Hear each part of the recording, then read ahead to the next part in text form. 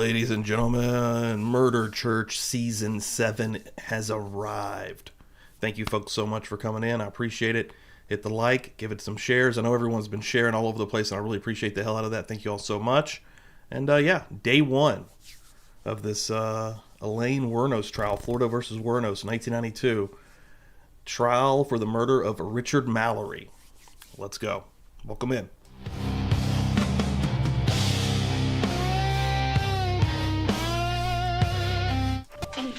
Get my hair out of my face while I'm doing this.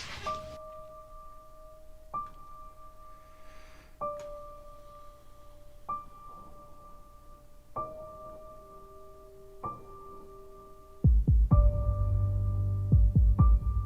know I was raped, but you weren't nothing but a bunch of stuff.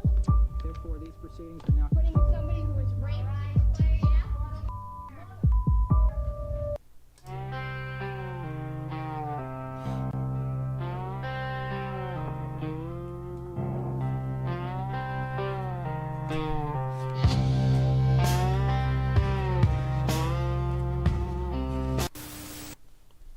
Let's rock. Let's go to Florida. That's where we're going anyways. What's going on, everybody? Welcome in here. Murder Church Season 7 has arrived officially. Let me fix my green screen. Green screen was just slightly back a little too far there. Welcome in, everybody. Appreciate everybody for coming in this morning. I've been hyping this up. Everybody's getting prepared for it, and I've really been enjoying everybody coming through and helping me out on X. I see so many shares this morning and over the last 2 days. Man, thank y'all so much. That has been amazing and helping me out tremendously. Getting the word out there. Just dope. Starting us out early here. Amanda, I see dropping memberships already in the chat here. Chris getting it. Hell yeah. Let me also get the chat up here so I can pop this out here. And we'll be getting into some of this here. Hold on. Fix this up here on a Sunday morning. Every Sunday morning at 9 we will be doing this trial. We are not doing murder churches on Tuesday. Tuesdays have become the body cam nights as well. We do 2 nights of that, Tuesday and Thursdays, but every Sunday morning you do not want to miss murder church right here. Amanda Calendar, welcome in here, and thank you so much for gifting a membership this morning to Chris. Chris was my guest on Friday, which was awesome. We had a really good time on Friday on Kick watching The Wood, Holly Berry and my brother. But without further ado, let me also please and get you on the wheel here and see where we're at. Yeah, we've already been rocking and rolling on this wheel, so Amanda, I will get you on there for the membership. Thank you very much. Appreciate that. That also gets Chris in the book club.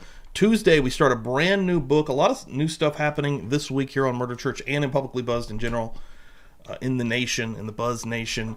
Book club Tuesday, we start Mind Hunter. Brand new book, starting out the gate. You're going to want to be there immediately following the body cam show, because we're going to be starting right into that book live, and we're going to listen together, which is going to be dope. It's going to be super fun. See a lot of beautiful people in the chat already. Pokemon coming through here. Sharon in the house. Jersey Jen.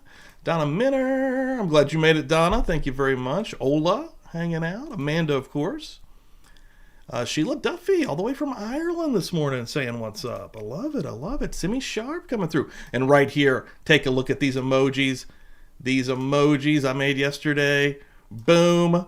We got right there Charlize Theron, who played Aileen Wuornos in the movie Monster with the cigarette out of her mouth. And, of course, the classic photo of Aileen herself with the cuffs in the choking position I got on there. And then also, it wasn't there, but I've got as well a cigarette, a put-out cigarette in there as well. So, yeah, have some fun with the emojis if you are a member here. And again, the membership gets you in the book club as well. Brooklyn, morning, get in here.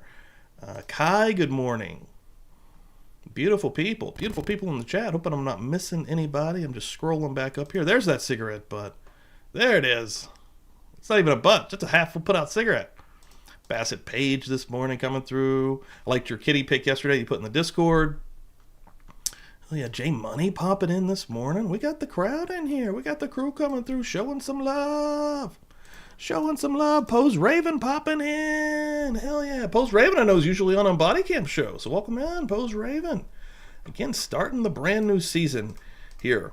This one's going to be a little bit controversial. I wonder how many different opinions we're going to have in the chat here. I know some people feel bad for Aileen Wuornos, right? I'm one of them. I kind of feel bad about her story at the end of the day. It's very believable. She is very emotional, but she's also a little psychotic. I still think that she's kind of off her rocker a little bit, but also she went through a traumatic life and childhood. And I've got a note here just to kind of start us out with before we jump in here completely. Aileen Wuornos, America's most infamous female serial killer, born in 1956, brutal childhood, abandoned, abused on the streets by 15, working as a sex worker along Florida's highways. One documentary that I watched about her a long time ago depicted it as, and maybe it was even in the movie Monster. I haven't watched that movie in a long time, which we will be watching on Kick also here in the next coming weeks. And hopefully I can get Chris on for that one, because I know Chris is very familiar with this.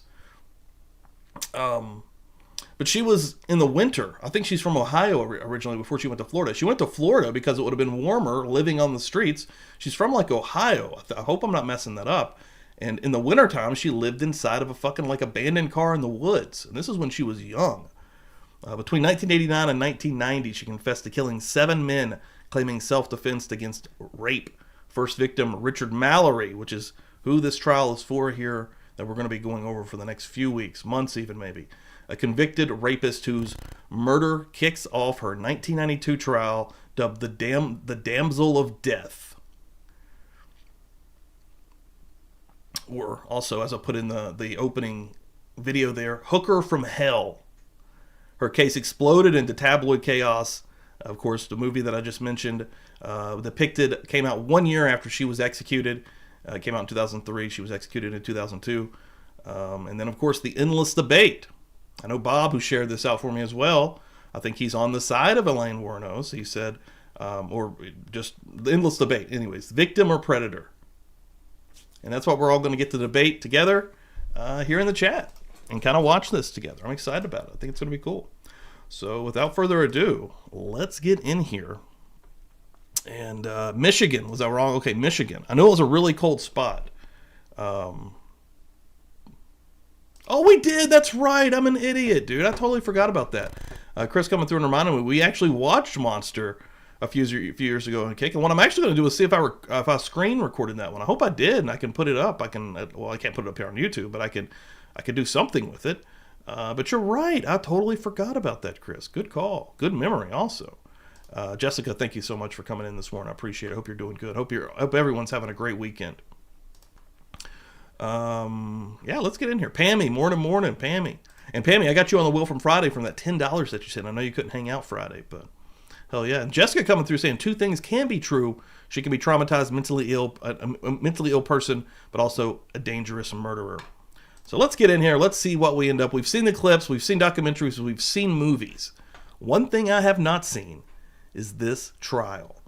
Let's see what Court TV says here before we get in here.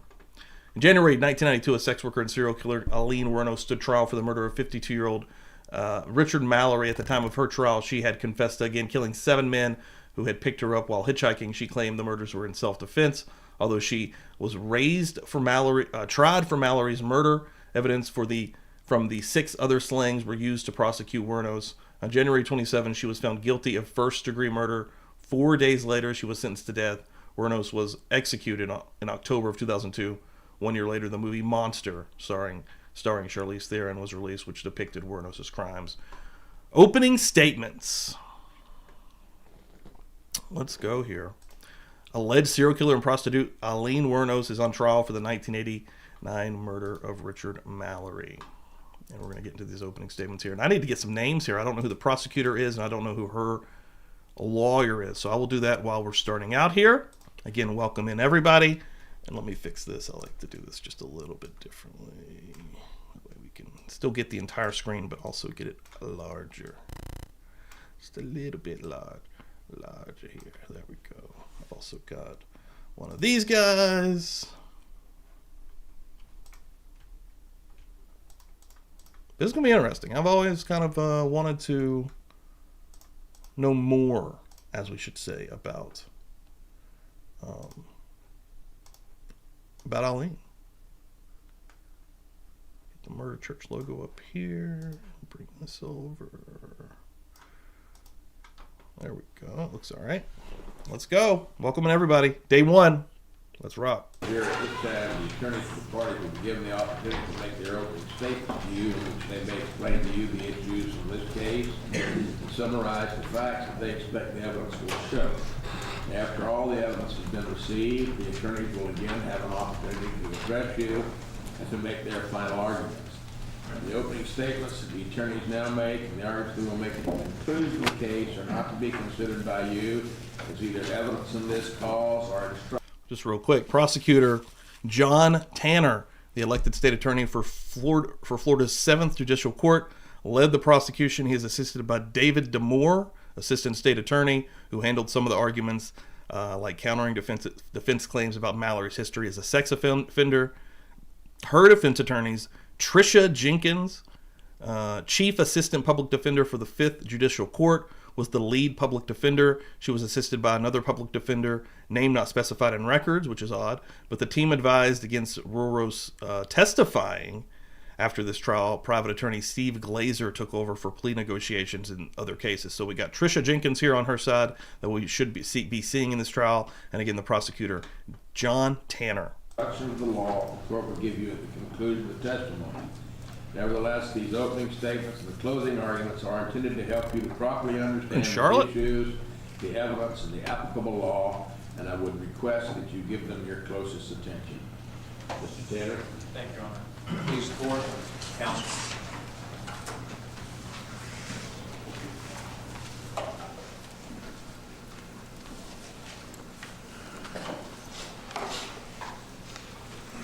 Good morning. Good morning.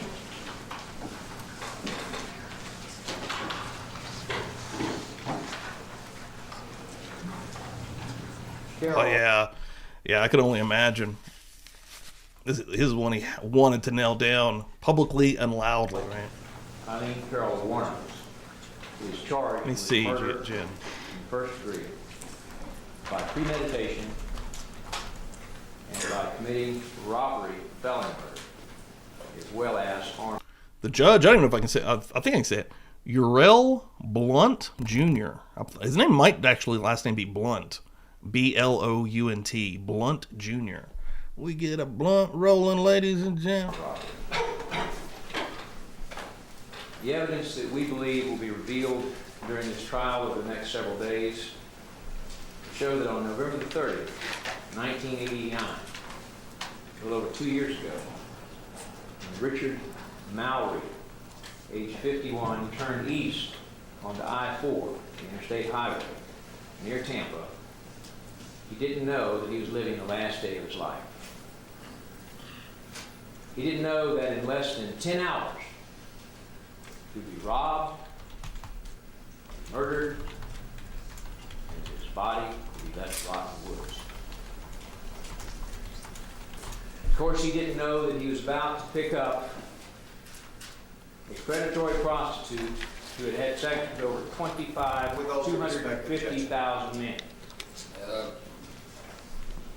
You plan to sustain this with testimony? We do, Your Honor.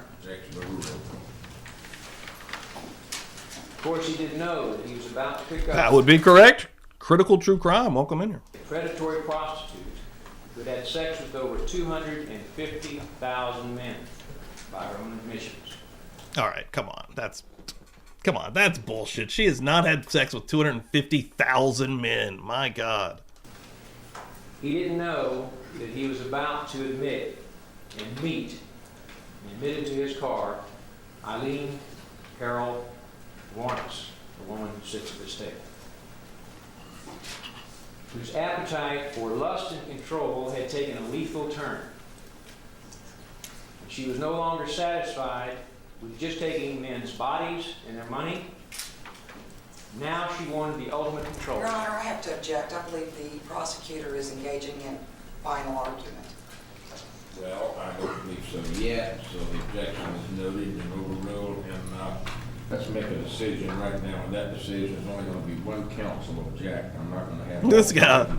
Look at this judge, dude. This judge has got like a buzz cut going on, man. He looks like a hard ass. This is someone that you would not want to fuck with, Now, so in my opinion. one spokesman can speak for your group. Yes, Your Honor.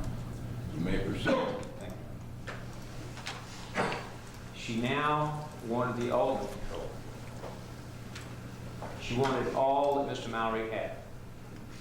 His car, his property, and his life.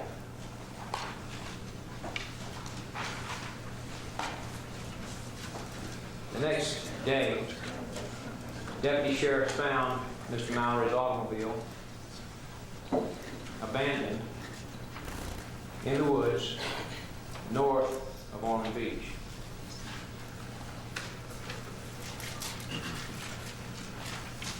Approximately 2 weeks later, on December the 13th, I found Mr. Mallory on the west side of the river, opposite side of the river, north of Ormond Beach.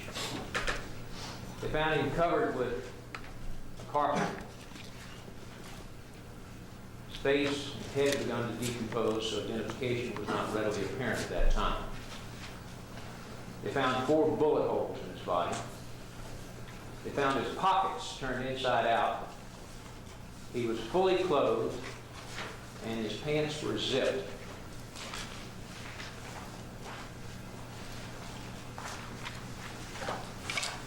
Ms. Wuornos had shot and killed Mr. Mallory, taken his property, gone through his pockets and covered him up, and then returned to her motel where her lesbian lover, best friend, Tyree Moore, and she used the car to remove their property to another residence. Shortly thereafter, she told Tyree Moore she killed Mr. Mallory and that it was his automobile that she had used, they had used to move the property. Ultimately, on January the 16th of 1991, approximately a year ago, she gave a complete statement after being advised of her constitutional rights, having had a lawyer summoned to protect her rights. She told Deputy Sheriff Larry Forzeppa of the Volusia County Sheriff's Office several stories as to how the killing took place. Morning, Carrie. Welcome in here. We're getting started. This is the opening statements here. I was surprised to see how short the opening statements are in total. I believe in total they're 30 minutes long here.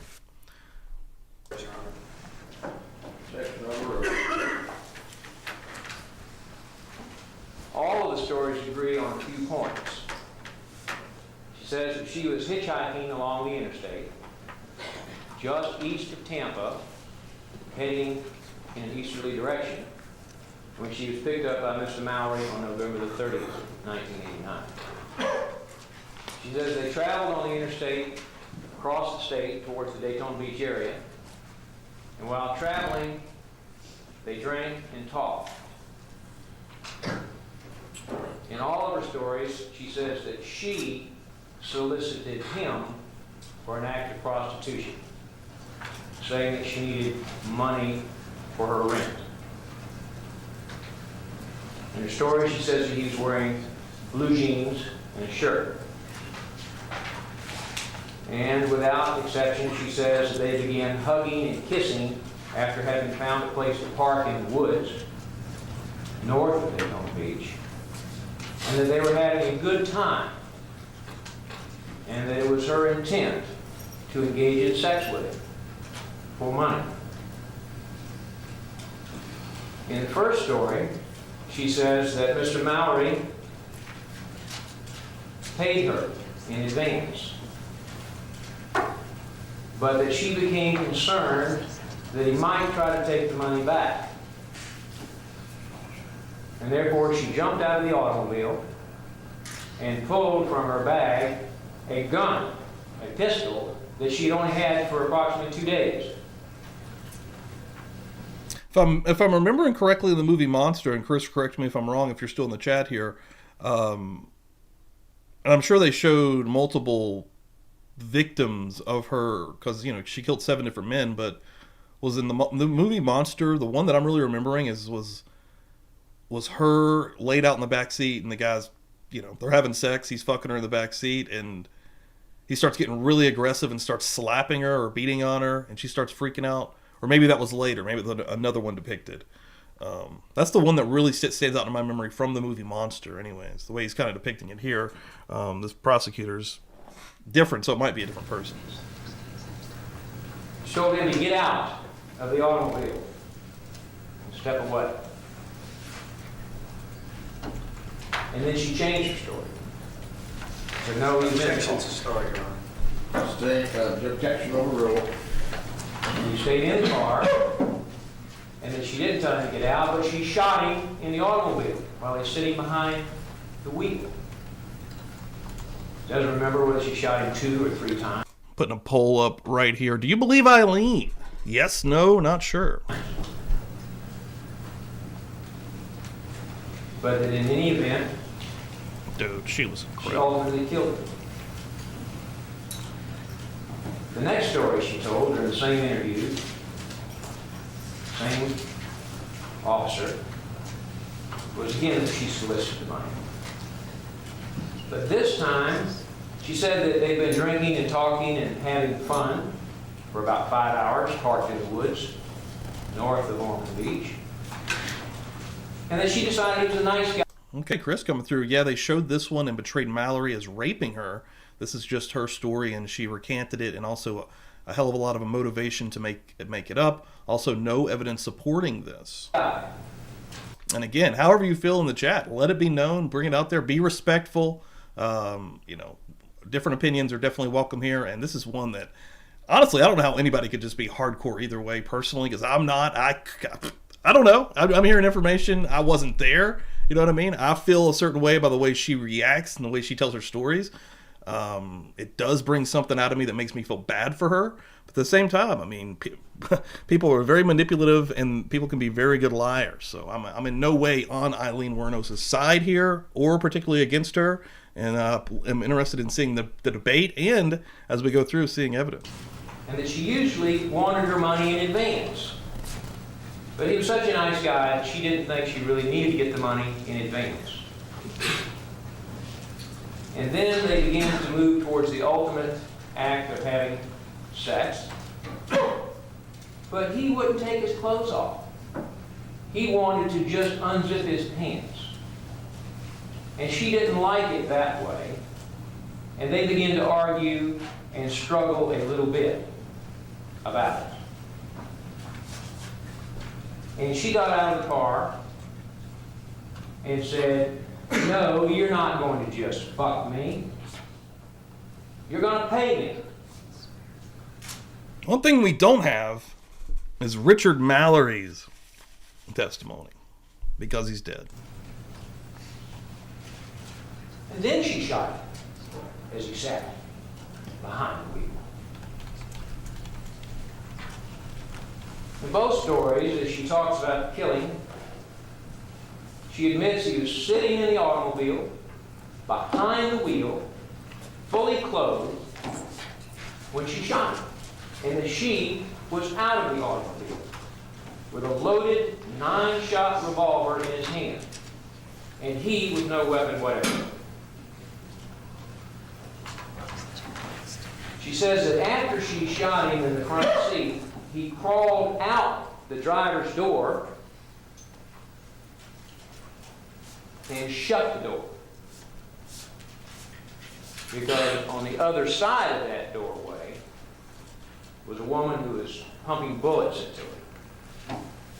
She says he crawled out the door. And then she ran around to the front of the car. It's difficult to imagine, but she shot him again.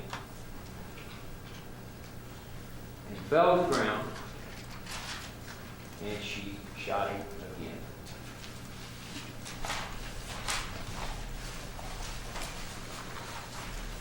The evidence will give several explanations as to why she killed Richard Mallory.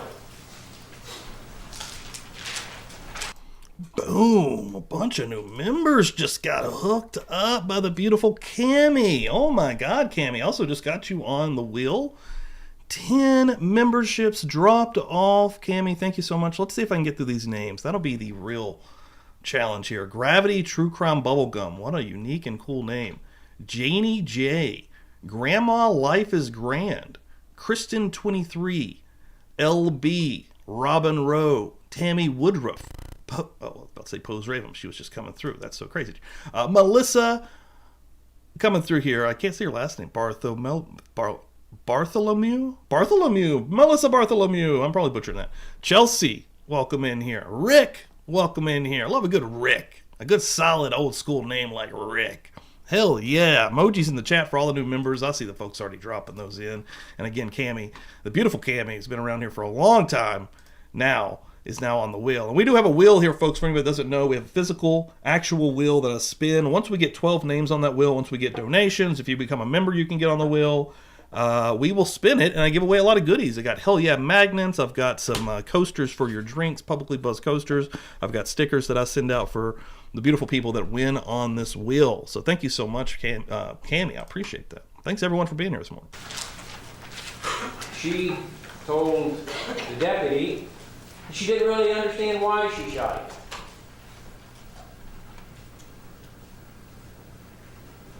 She also said, well, it's because he didn't pay me. And she also said, well, it's because he was going to try to take the money back.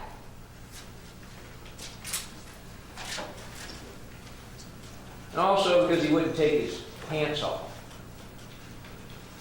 She didn't want to have sex that way.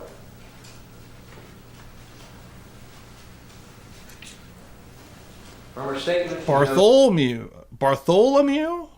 Didn't I say that? I said that. Bartholomew. He was targeted because he was middle-aged, and according to her, it wouldn't make much difference if she killed him because he didn't have any parents. I guess that means Objection. That's no rule. the real reason is you sort out the evidence in its totality. God, look at this courtroom. Look at this old school courtroom. I mean, this is 1992, so we're basically still in the 80s here. We're just coming right out of the 80s. Look at this old school courtroom. There's nothing on the walls. The wood paneling is absolutely gorgeous. Wow. Like, I really enjoy the vibe of the old vibe of the courtrooms. This reminds me now, the first trial we ever did here was Jeffrey Dahmer. If anybody's new here, go check that out from a couple of years ago. And I really enjoyed that courtroom from the vibe. I think it's from 92 too. Or 92 as well. But yeah, this is old school paneling. Complex. She says she doesn't really know why she killed him, but the evidence tells you why she killed him. She killed him out of greed. She was no longer satisfied with $10 or $20 or $40. Oh yeah, dude. Even coming over to show these jurors right now is weird. It doesn't matter now. It's been fucking, 35 years? Dear God, like, crazy. She wanted it all. Whoa. And she had to take it. That's so weird. And she did. They're showing and she them. used a gun to take it. And she shot him to keep it. She also told the deputy that she needed to kill him dead, not just shoot him, because she didn't want to leave a witness. And she had a very practical reason for that position. She said, after all, I'm a professional road highway prostitute. And if I didn't kill him, I couldn't go back out on the highway. They would find me. She might have had to find another See, the chat hates this prosecutor right now, coming in at him. way to make a living. And she didn't want to be caught. John Tanner. And she wanted to be certain that there was no way that she could be punished and held responsible for killing this man in Sarah? cold blood and robbing him. Intent. She said that she intended to let him die. Ultimately, and the bottom line is, The evidence in its totality would show that Aileen Carol Wuornos light control. She had been exercising control for years over men. Tremendous power possessed through prostitution. Objection sustained on that. She had devised a plan now and carried it out to have the ultimate control. All that Richard Mallory had, she took, including his life. J Money coming through the Cash App with $4, a $4 holler straight on the will you go, sir. Thank you so much, Jay. Appreciate that, brother. And under the law, she must pay with her life. Objection, Your Honor. Thank you, Your Honor. Damn, that was quick. Does the defense desire to make an opening statement this time? Do you reserve opening statement? I desire to make an opening this time, You Your may Honor. proceed, ma'am. Thank you, Mayor. Please report, counsel. Okay, this is going to be the defense attorney here. Her name was Trisha Jenkins. And this poll that I've got up in here right now is super interesting. It's all over the place. I said, do you believe Aileen? We're at 48% yes, 11% no, and 41% not sure. Very interesting poll. Let's hear this opening from the defense. Good morning. Ladies and gentlemen, the evidence is going to show that when Aileen Wuornos jumped into the car with Richard Mallory on that rainy night in December of 1989, she had no idea that she was going to be traveling with him into a nightmare, and that ride would ultimately bring her into this courtroom today. The evidence will show that on the day that she met Richard Mallory, she had been to Fort Myers. Judy, this lady, I can't say her last name either. Judy Bono Anano? Sorry, I apologize. But you know, when she was next to Aileen Wuornos, she's like, what the fuck? I was doing this shit before you. She had received Life 6 artist, welcome in. rides on her way back. It was getting late, and Come she on, was that's real the most tired. ridiculous bullshit. I know Sarah's a little bit behind. She's trying to play catch up right now. But yeah, the 250,000 men that she slept with. And I think that was coming from Aileen, right? Like, come on. Come on. She stopped near the interstate I-4. Could you even 75. fuck 250,000 men if you fucked men continuously for 30 years? Like, I mean, that's a lot of fucking, like, that's crazy. 250,000 dicks. We're literally talking about 250,000 cocks. 250,000 cocks. And it was raining. So she got under the overpass in order to stay out of the weather until it would clear up. She was standing in the shadows. As she was standing in the shadows, a car passed by.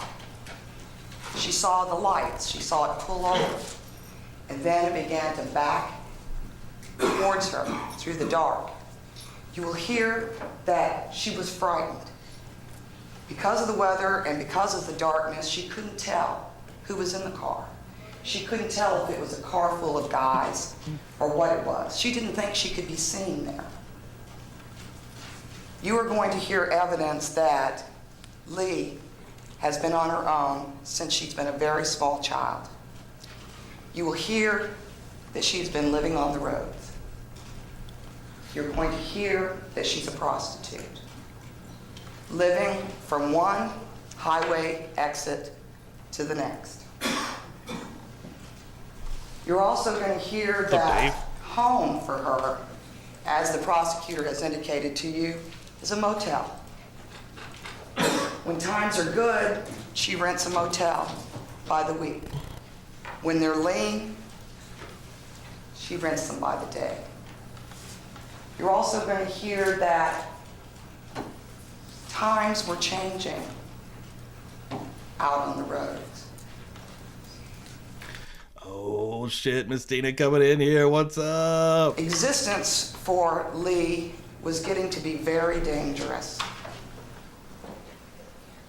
The frequency with which she met physical abuse was escalating.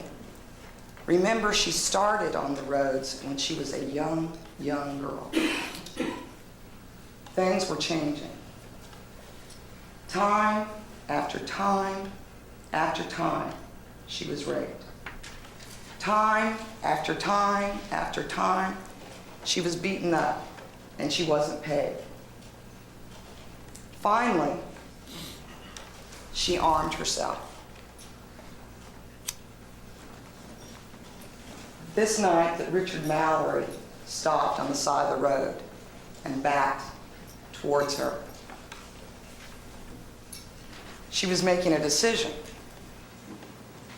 Do I try to get darker, get back farther in the shadows? Do I try to hide, or do I wait and see and possibly someone that can give me a ride, someone that I'll feel safe with?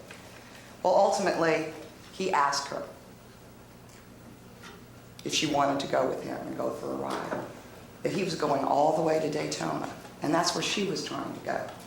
She knew that her very best friend, her roommate, the person that she was helping to support, would be waiting for her and would be. Holy shit, is Jen doing the math here? If it was possible? What did she say? Okay, Aileen, I was alive for 16,790 days, so that means she spread it 15 times a day from day one. It's not possible. Wondering why she was out so late. She was happy that she had just one ride now that would take her all the way to Daytona, because, as I said before, it had taken her 6 rides to get from Fort Myers to the side of the road where Richard Mallory stopped to pick her up. So they began to travel towards Daytona.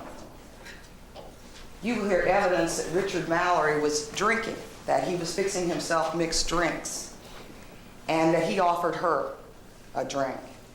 You will also hear that Aileen drinks when she's out on the road. She drinks when she's on the road because it gives her courage and it keeps her from being too nervous. So she'd had some beer before she got into the car with Mr. Mallory.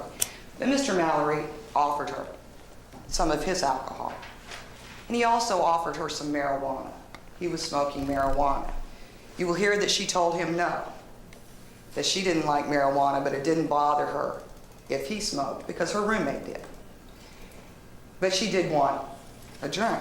She wanted to rest and have a straight shot home to Daytona. So you will hear that they continued to drink.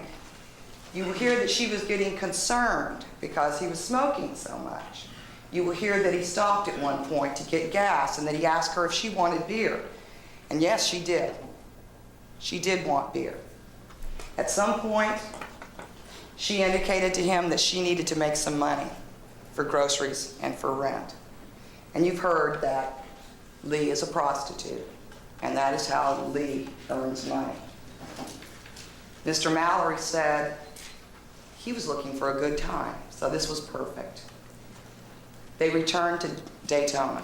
They got into Daytona late that night, and they went to a secluded area.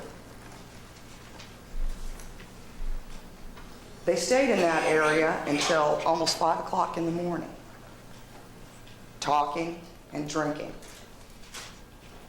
having fun. You will hear that Lee had decided that she could trust him. She started feeling comfortable with him. They have not been having sex up to this point. They've been talking. You will hear that Mallory had a lot of things that he wanted to talk over, had some problems in his life. You will hear that at approximately 5 o'clock in the morning, Mallory asked Lee, "Are you ready to earn your money now?" Lee said yes. You will hear that Mr. Mallory suggested that she take off all of her clothes.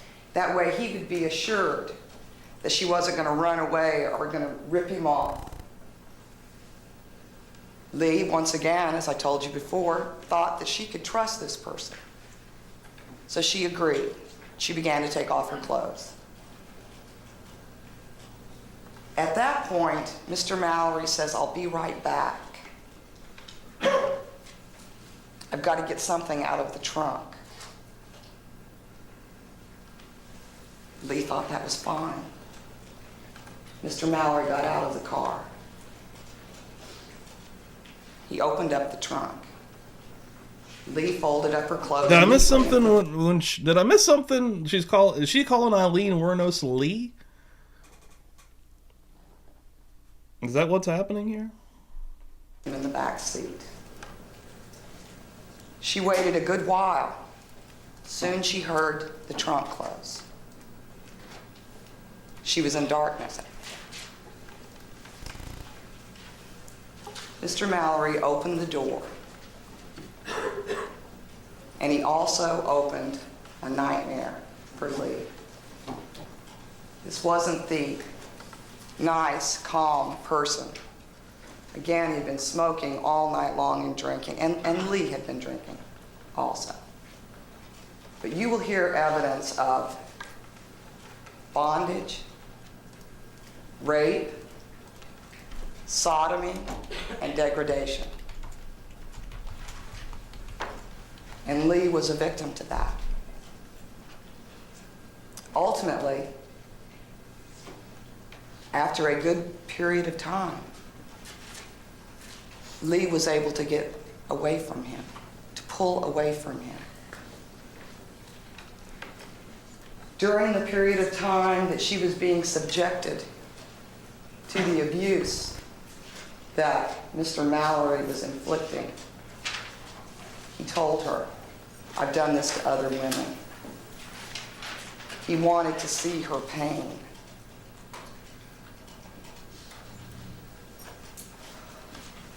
As I told you before, Lee had begun to carry a weapon. Lee had a weapon in her purse on the floorboard, on the passenger side of the front seat. Lee got that weapon, and she shot Mr. Mallory. She got out of the car. Mr. Mallory was still coming towards her. She said, "Don't come any closer. Don't come any closer, or I'll shoot again." And he was cursing at her. He was wounded. He was angry. And he said he was going to kill her. And he kept coming, and she shot him again.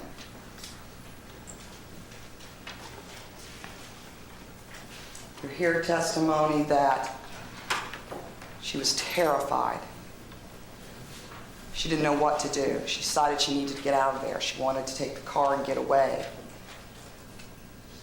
She drove his car, totally nude, frantically, driving to get away from there, to get away from the situation that she'd just been involved in. Drove for a good distance, again, nude, driving, trying to get away, running. Ultimately, she found a place to stop. She got dressed, and then she tried to figure out what to do. She knew she couldn't go to the police. She knew she couldn't tell anybody who was going to believe her. She's a prostitute. Mr. Mallory was a businessman. She knew they weren't going to believe her, so she went home. She went to her girlfriends. Actually, it was both of them are living in this motel room at the same time. They've been living together for several years at this point. And she told her about it. And you will hear that Tyra Moore was supportive and understanding and told her that she should take care of herself, that she should defend herself, that she shouldn't be treated like that. However, you're going to hear that Ty has kind of changed her mind about that. You're going to hear that she changed her mind when there was a composite on the TV for 2 women. And you're going to hear that Ty agreed to assist law enforcement and come down to Florida and help them catch her friend and her lover. And you will hear that she did that. She came down to Daytona. Law enforcement put her in a motel, paid for all of her expenses, basically said, gave her whatever she wanted. Beer, food, shopping at the mall.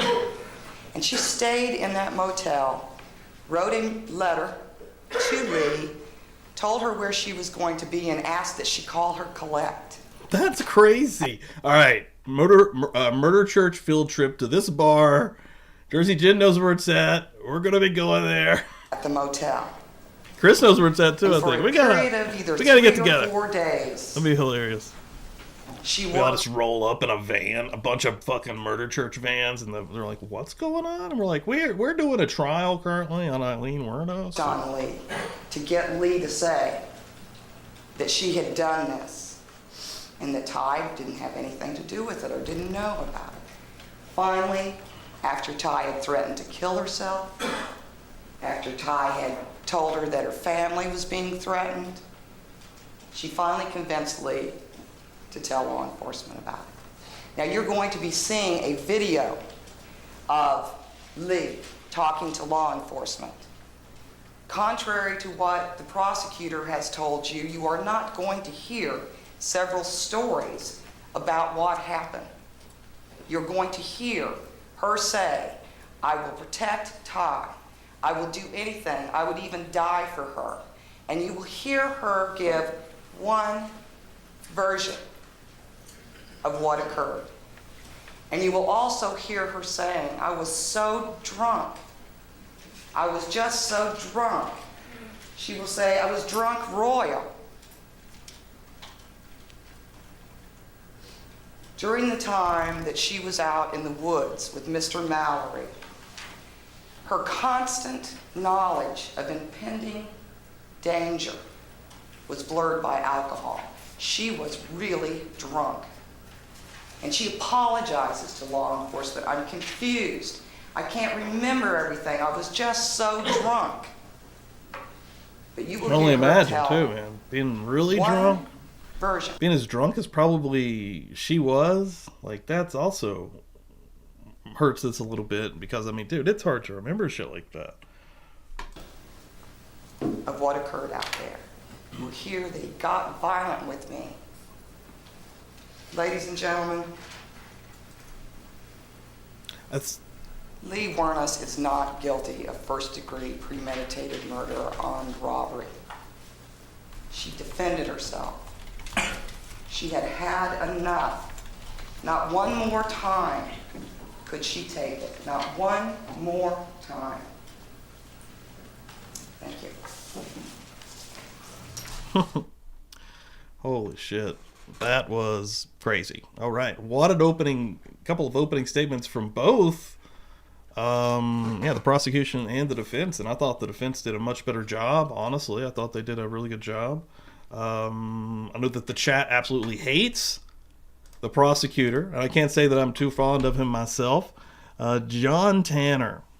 See, I think that she's actually got a pretty good public defender here in Trisha Jenkins, Looking at the poll here that we have up in the chat, if anybody wants to get a vote in here, I'm going to leave it up for just a little bit longer. Do you believe Aileen? And it's really split, which is what I kind of anticipated on this one. I'm split. You know what I mean? Like, I could go either direction on this one. I'm way more in the middle than not. I would be in this poll not sure. 42% yes, 18% no, and 41% not sure. So, well, we're going to keep moving here. I got to get this guy's name. So we got Volusia. Am I saying that correctly? I'm probably not.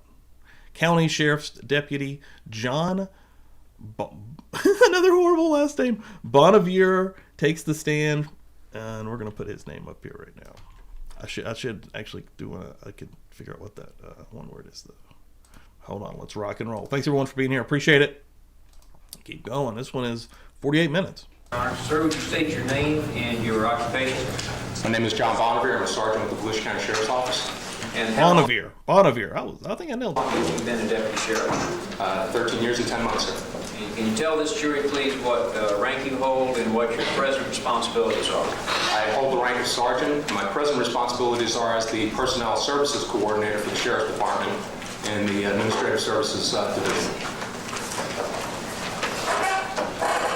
Were you employed by the Volusia County Sheriff's Office and on duty on December the 1st, 1989?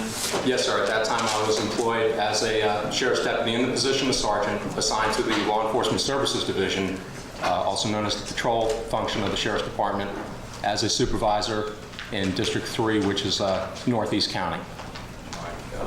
Can you tell the jury whether or not you were on patrol that day, and if so, if anything occurred of consequence in your patrolling?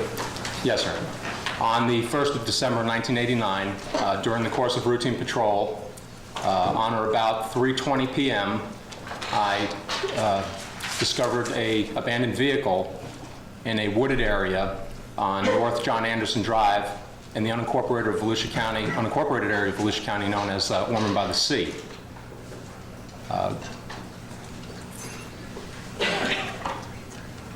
Go ahead, please. Yes, sir. I conducted a inquiry in and around the vehicle looking for a owner and/or occupant driver. Failed to find anyone in the area.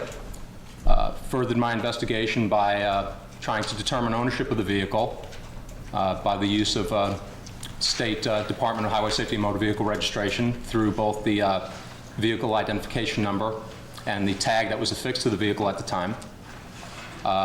Information received subsequent to the inquiry showed ownership to a Richard Mallory. Again, no persons, either Mr. Mallory or otherwise, were found in the area. Yes, sir. In your routine patrol, did you normally have a route, or were you on a particular route or area that day that you covered, I guess, zone? As a district supervisor, I was responsible for a geographical area inclusive of the zone in which this vehicle was found. And what area did that zone cover? The zone is referred to as 31. The area of responsibility is from Main Street in Daytona Beach, north of the county line along the Atlantic Ocean, west to the Intracoastal Waterway,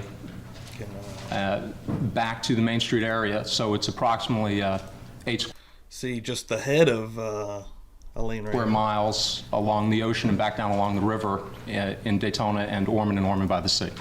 All right, sir, I'd like you to examine, if you will, state's exhibits for identification, composite exhibits A1 through 5. And first, I would like you to indicate whether or not you recognize the scene which those photographs depict.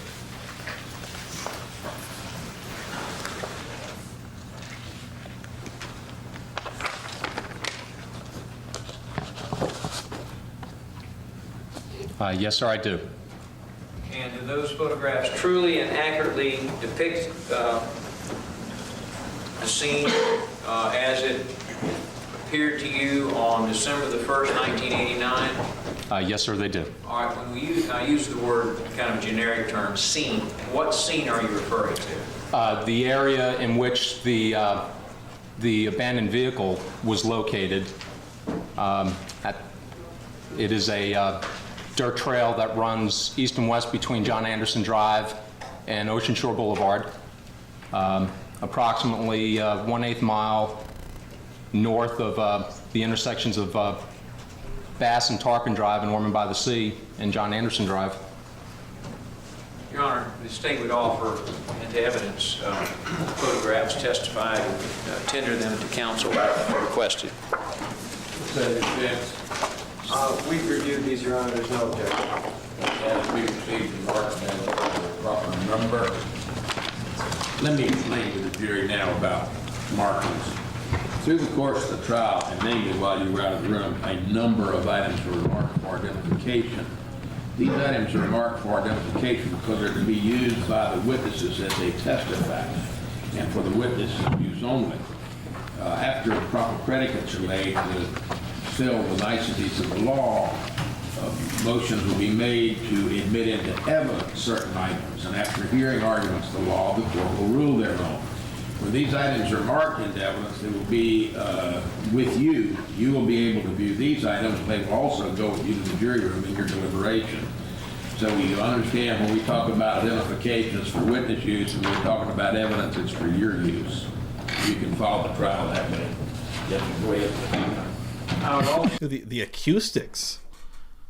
acoustics in this room are incredible. Like every old trial we've watched has been amazing. So I'd like you to look at exhibit I mean, the new ones are good too. P for If the new ones are covered properly there as well. but these identification, are- which has been this is that previously classic viewed, Your Sam. Honor, by defense counsel, and ask if you recognize the geographic area which and the information indicated on the key and by the red mark as they appear upon exhibit P for Hey, what's up, identification. Kev? Welcome in here.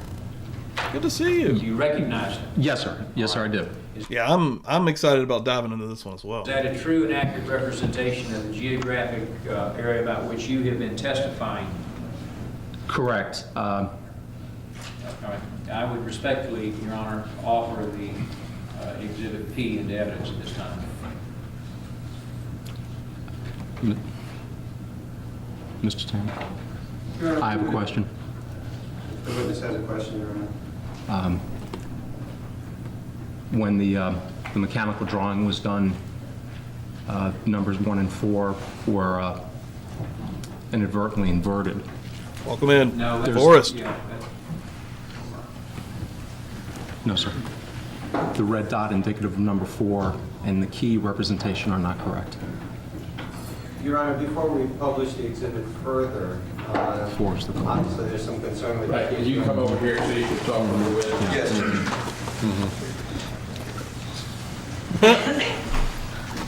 Your Honor, that is... This is Dina coming through for the judge's bow tie. $2. Thank you so much, Miss Dina. I appreciate that. That is correct. The key needs to be reversed. As to Love a good 1 bow and 4. tie. The other objection, Your Honor, is to the key itself. The key eliminated? Yeah, before the item's actually Okay. dealt with. We have a different map we'll offer, Your Honor. All right. That's fine. Austin, welcome in. Good morning.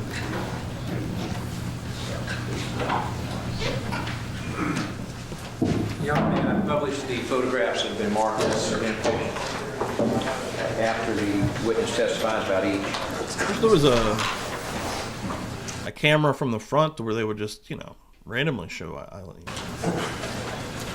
Sir, I'd like you to look at State's Exhibit number 1 in evidence, and if you will, tell the jury what that is, and then follow that in sequence with 2, 3, 4, and 5. Yes, sir. And if you will, check the back and make sure which number you're testifying from before you begin to testify. Yes, sir.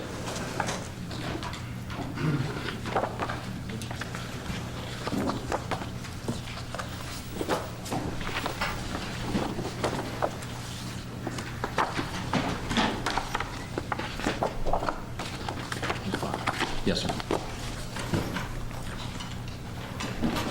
This picture is marked as Exhibit 1, Picture 1, and this is at the scene where the vehicle, which was registered to a Mr. Mallory, was found, and this shows myself, then Deputy Sheffield, and a representative of the Cartwright Towing Service finalizing a tow document before we remove the vehicle from the scene to secure compound.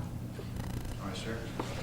Can kind of get the, the visual of the car in the woods from that, right? Like, I know it's been depicted, in movies. I mean, they've recreated it numerous different ways, but to actually see that picture is really interesting. I'm sure the crime photos out there, maybe through Google, but coming straight fresh off of the opening statements and hearing he parked into the woods. Next photograph. Yes, sir. This is marked as number 2, and this is illustrative of looking south to the nearest fixed landmark, which is the intersection of Bass and Tarpon with John Anderson Drive from the end of the trail as it terminated onto John Anderson, looking south. The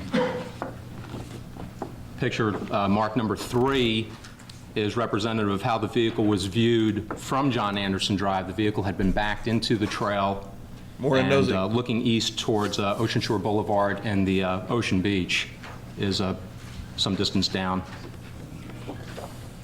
You can see it was right off the road, though. Picture mark number 4 is depicting items that had been found approximately 30 yards behind the vehicle and buried in a small hole and covered with this white piece of cloth and sand placed back on top of them. What had happened, these items were taken out of the hole as it was, laid out for inspection purposes and photographed as they were prior to being collected. All right, can you look at photograph number 4 and tell the jury, if you will, what items you recognize? And let me ask you this: did you observe those items as they appear in that photograph at the scene on December 1st, 1989? Yes, sir, I had. The photograph is representative of 2 clear plastic tumblers, drinking tumblers, a brown paper bag containing what was identified as a bottle of Smirnoff brand vodka.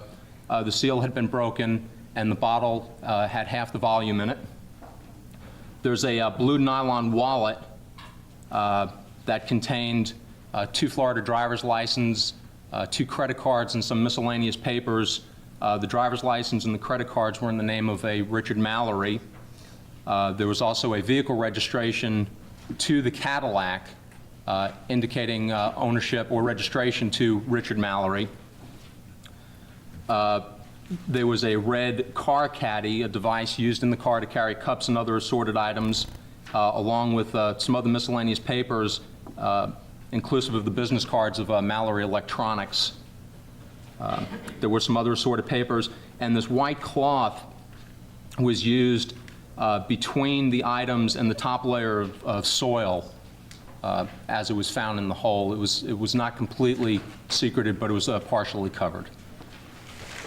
Your Honor, may we I love how clear and concise this witness. push the photographs to the jury? Okay. Just one other. Oh, I'm sorry. This is photograph labeled number 5, and this is depictive of the trail as it led from the rear of the car going over the dunes towards Ocean Shore Boulevard and the Ocean Beach.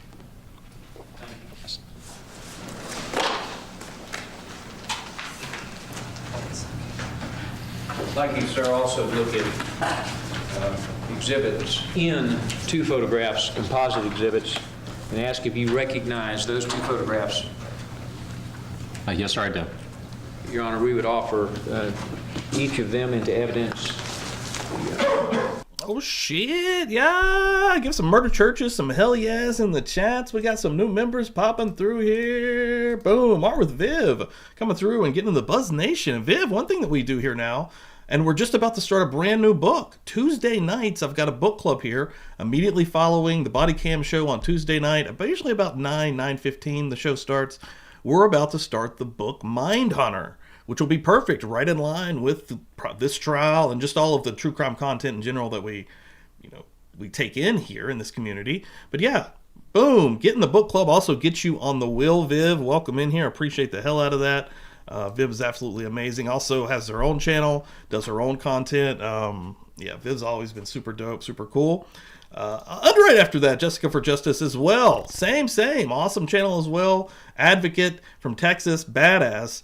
Becoming a Buzz Nation member as well, and I think she's probably already a Buzz Nation member and probably just re-upping here. But Jessica, thank you so much. Also a guest here on Feral Friday, lots of times. Getting on the wheel as well, and that finishes a wheel this morning. So I'm actually going to get a wheel spin. I'm going to go ahead and fill this thing out, and we have a brand new one starting up. Thank you guys so much for getting in here. I appreciate the hell out of it. And I saw ooh la la, excuse me, popping in here a little bit later, as she said. Thank you so much. Boom. 250,000, a quarter of a million cocks is a lot of cocks. That's a lot of cocks. Ooh la la. Welcome in here, everybody. Thank y'all so much. We got a will, baby. No objection. No objections. That the item be received and marked by the proper number. I would also ask you to look at Exhibit B for identification. Ask if you recognize that.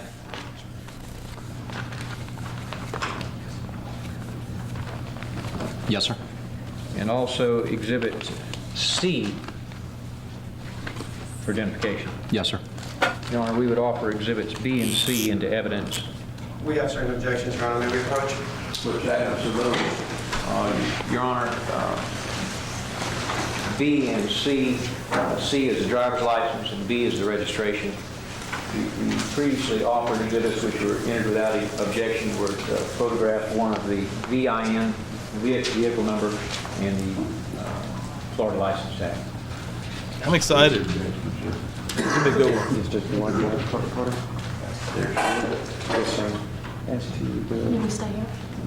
Yes, he does want you here. But yeah, Viv, Tuesdays we're going to be starting that live immediately following. Again, it's a members-only stream, but as soon as my Tuesday night ends, we go right into that. And yeah, we're going to listen to that for the first 2 chapters of that book together. Live. You can hear him. I just can't write when you guys are talking. You know that. Are you finished? Can we come on up? Yeah, please.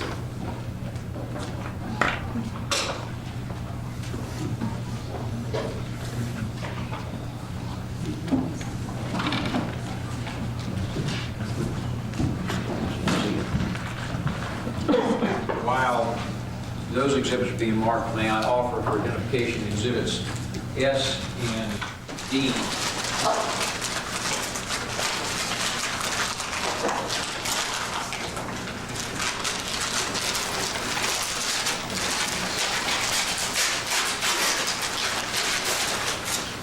Paper bag? Good God.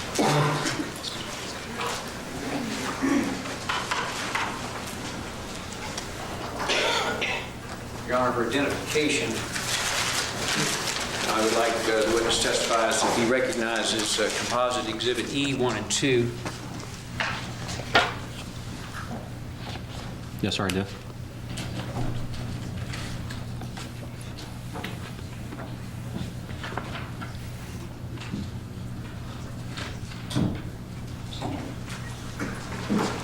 Oh, another member, Nosy Rosie, welcome in here. And you are starting a brand new will.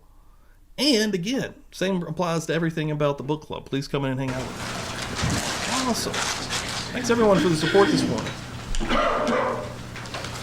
And if you just membered up, you got access to a bunch of cool emojis and a bunch of new ones. I've got some specifically for this trial. Deputy Bonnevere, I'd like you to examine exhibits D for identification and exhibit S for identification. And as to D and S, do you recognize them?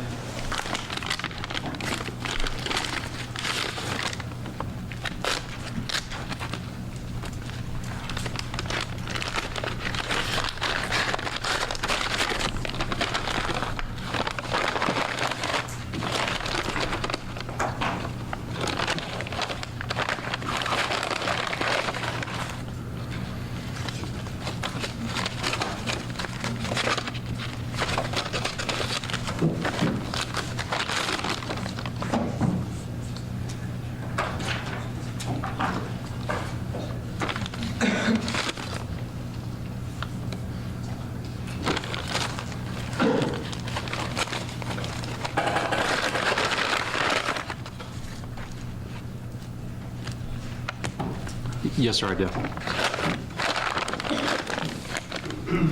Your Honor, may I publish the previously exhibits number 3 and number 4, the vehicle registration driver's license? Yes, sir. Thank you, Your Honor.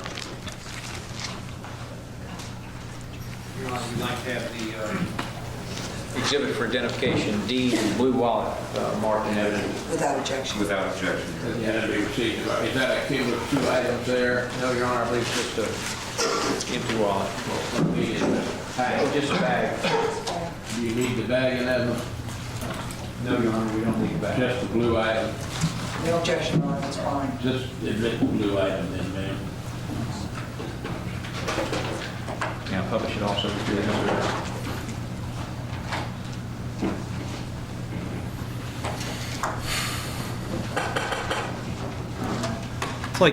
It's like everything in the room has a mic on it. Like, where is this mic? Like, the acoustics in here are incredible, but for moments like that when they're just, playing with a paper bag or crunching up something, it's like, okay, holy shit, why is it so well done?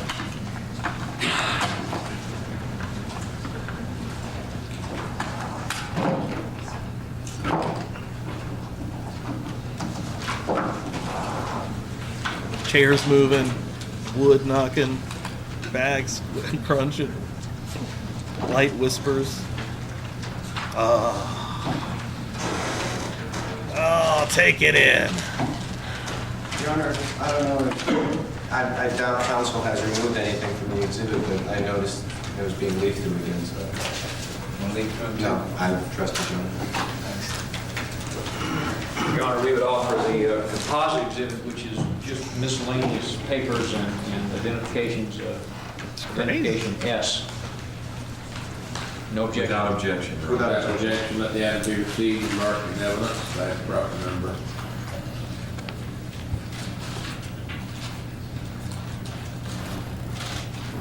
Not fully prepared here today. This is the prosecution.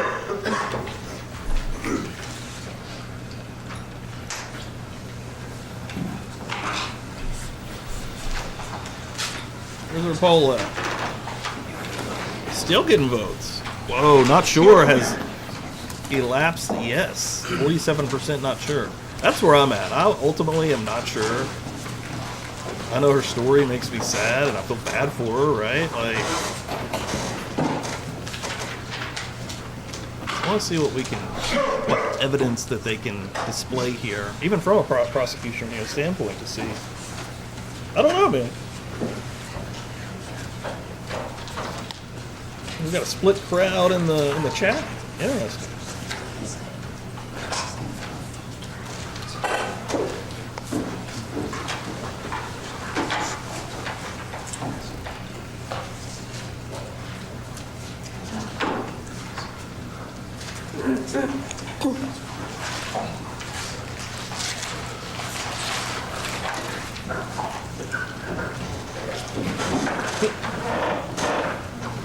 What is happening right now?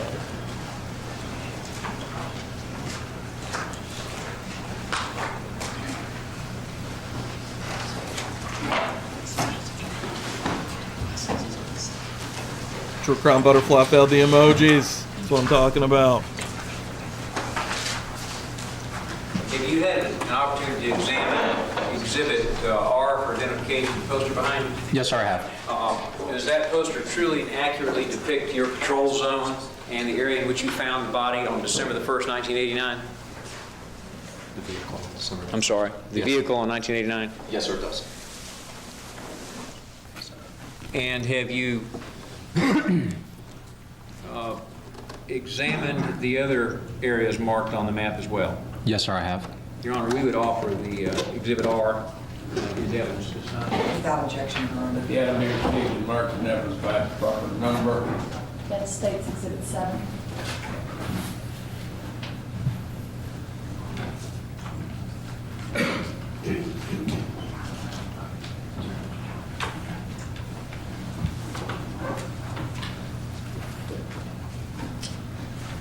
All right, in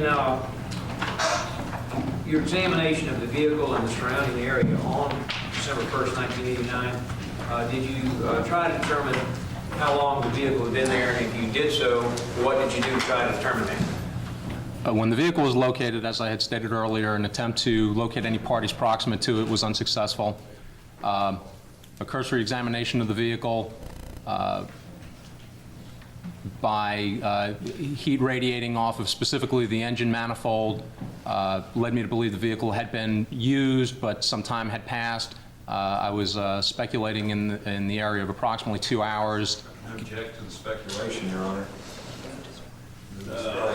Any context, objection on the rule. Morning, Cheney. I further examined the vehicle in the area. Damn. 25 months. As to any Holy type of shnikes. That's incredible, Miss Tina. foot trail or footpath that may be evident by use of a canine dog. One trail was examined for a distance of approximately 100 yards and then terminated. And other than that, that was tantamount to an inspection of the vehicle in the area. What happened to the vehicle that day after you came in contact with it, if you know? I had the vehicle removed from the area to secure compound pending further investigation, specifically location and notification of the owner, and working under the premise of it either being stolen or some other suspicious incident relevant to it. All right, sir. The map which you examined had several dots on it. Did you do anything further that day in connection with this case, December the 1st? Did you do anything further that day other than have the vehicle towed? No, after the vehicle was removed from the scene, that was all that I had done with the vehicle that day. All right. What is the next time you performed any functions in connection with your investigation of this case? Over the course of the next several days, I initiated both teletype communications and telephonic communications to the Pinellas County Sheriff's Office in attempts to further identify and locate the owner of this vehicle. Were they successful? No, they were not, up until the point where my contact with their agency resulted in their going to the last listed address for Mr. Mallory in attempts to locate someone there. They advised me that no one was at that residence. Stop. Stop there. Go ahead. Were you able to find Mr. Mallory? No, sir. What's the next thing that you did in connection with this case? After attempting to find Mr. Mallory unsuccessfully? All of this material was turned over to our major case section. Did something happen on December the 13th that caused you to further your investigation? On December the 13th, we received a report that a body had been located in a wooded area on US 1 north of I-95. Were you on duty on that day? Yes, sir, I was. Did you go to the area where the body had been found? Yes, sir, I did. And can you tell the jury where the body was found? The body was found on North US 1, approximately 1/2 mile from Interstate 95 on the west side of the roadway. Is that within Volusia County? Yes, sir, it is. And did you go to the scene? Yes, sir, I had. And can you tell the jury what you observed at the scene? When I arrived at the scene, the deputy assigned to the zone had already arrived, cordoned off a broad area to secure the scene for further investigation. He was in the process. I observed him to be in the process of interviewing the reporting party. I observed a blanket covering a human body. There was a hand exposed, and I just furthered the notification of those persons most responsible for investigating it. Damn. I just want to say thank you so much for that month. I appreciate that. And also, Miss Dina came through here showing off 25 months. Anybody coming through and showing the support like that, man, thank you guys so freaking much. I appreciate that. Like you look at the photographs 8, 1, and 2, and identify them by either 1 or 2 from the clerk's marking on the back, and tell the jury, if you will, sir, what they are. The first photo is marked as number 1, and this is the area leading from US 1 north to the west into the wooded area where the body was located. And this photo, which is marked by clerk's number 3, is... There are 2 sets of markings. Okay, There are identification markings, which is the preliminary number. Let me be certain the clerk has it.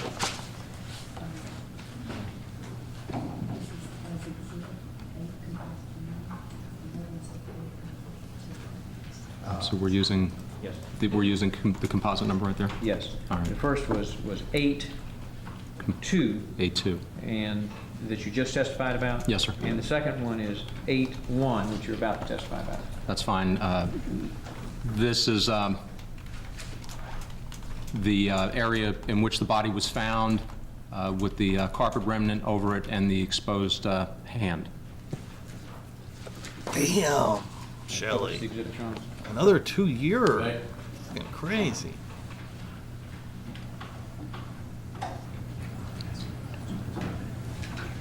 Deputy Bonnefier, on the easel is Exhibit 7, which has been stipulated into evidence by defense counsel. Your Honor, may the witness step down momentarily? Sir. Would you please step down and approach the easel and the exhibit in such a way that the jury can hear you and see you when I ask you questions about the exhibit. First, I would like you to indicate where on Exhibit 7. First, what does Exhibit 7 represent to you in totality? What area of Volusia County is that? All right, Exhibit 7 is representative of part of District 3, northeast Volusia. Volusia County. And where would the Atlantic Ocean be? The Atlantic Ocean would be to my right, or if we have a legend to this area, it would be up chart. All right, with regard to that line running diagonally, is it within the beach side?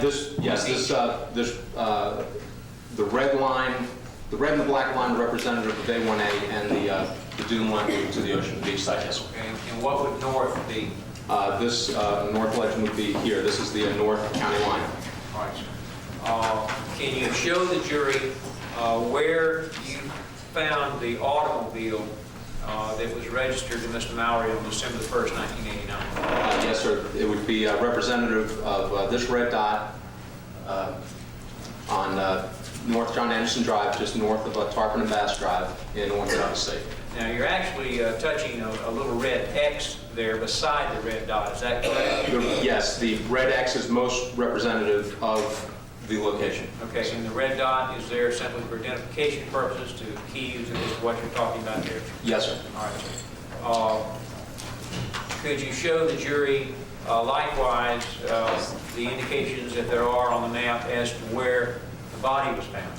Yes. Thank you guys so much. The red dot representative of the area being indicated by the red X. This is North US 1. This is Interstate 95 and the interchange exchange.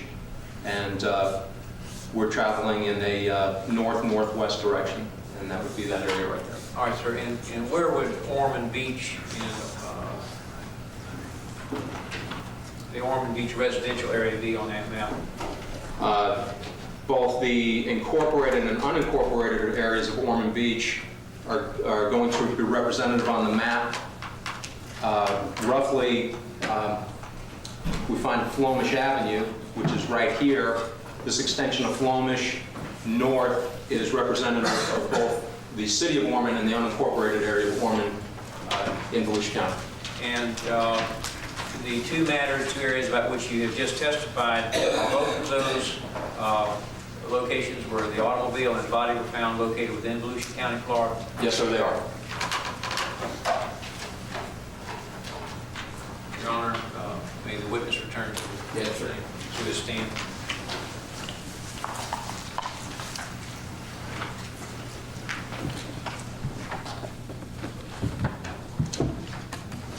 Your Honor, we have no further questions for Deputy Bonner.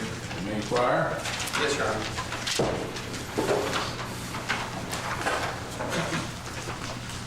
The defense got to see this guy come up here. So again, did I read that right earlier when it said that his name isn't in the... So yeah, her Tricia Jenkins, who I'm imagining was the public defender that did the opening statements, but then it says she was assisted by another public defender, name not specified in records. Is that this dude here? Is that what's happening?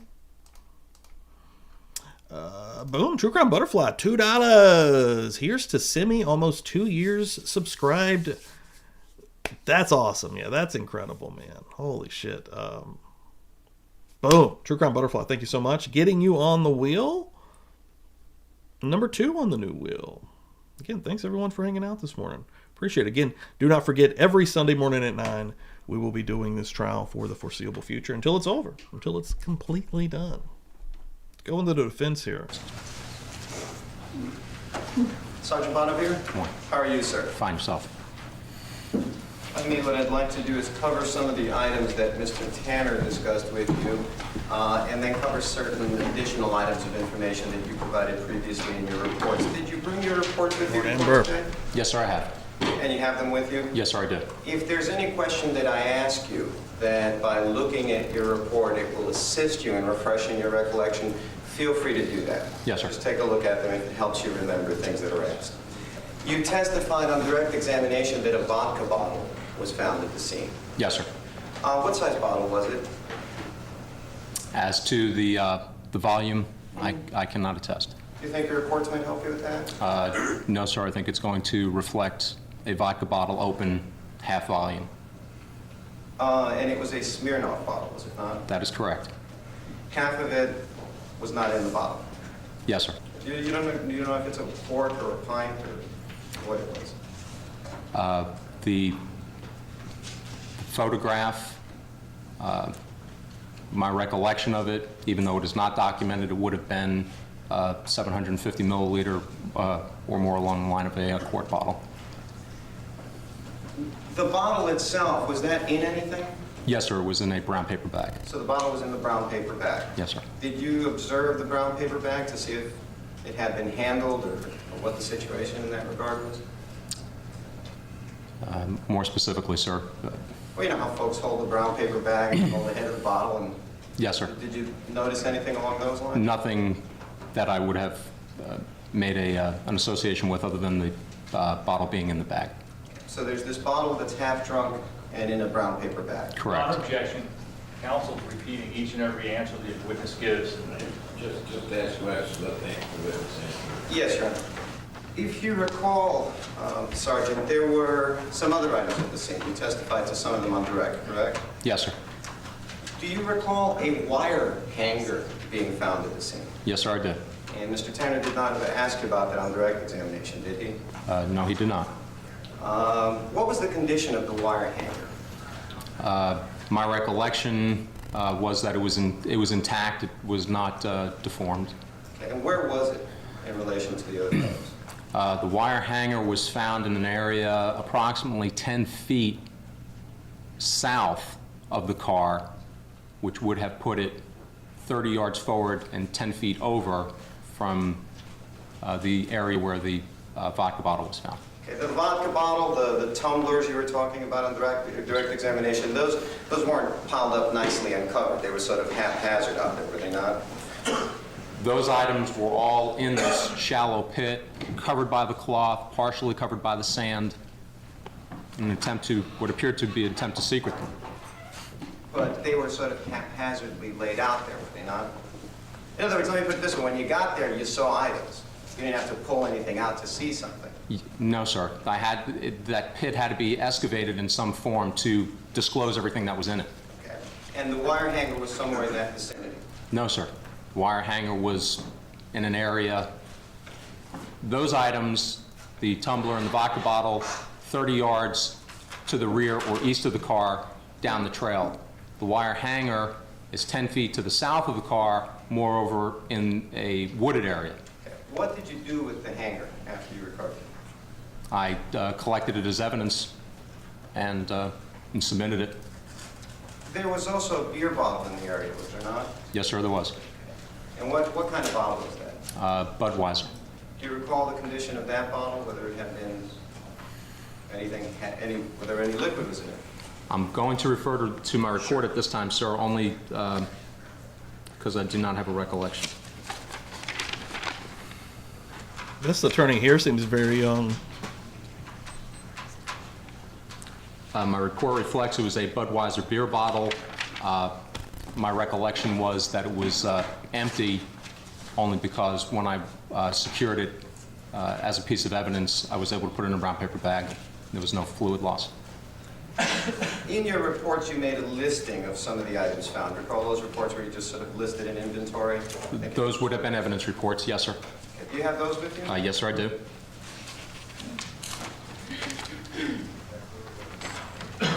If you could refer to the one that at the top says page 4 of 10. Yes, sir. And you notice that report also relates to some cloth that had been found in the area. Yes, sir. Mr. Tanner did not ask you about that in the direct examination, did he? We spoke about it under direct examination. Where was the cloth found? The cloth had been used to cover those items that were found in that shallow pit and then sand placed on top of the cloth. Can you describe the cloth, what material it was? Not at this time, other than it was white. Do you recall how long it was, or can you give us any length, anything like that? Again, it would have to, my recollection of it, it may have even been two separate pieces, collected one piece, so it was one piece of cloth and one piece of paper. The photograph was representative of it. As to size, 24 square possibly. In the course of your investigation, you testified on direct examination, you were involved in certain other procedures regarding the decedent. Yes, sir. You tried to find him. Oh, yes, sir. What did you do in that regard? Did you talk to anybody who knew him, or attempt to talk to anyone who knew him? You can feel the disdain this police officer has for this attorney. That's while trying to contact anyone that had specific knowledge of the registered owner, Mr. Mallory, in this case.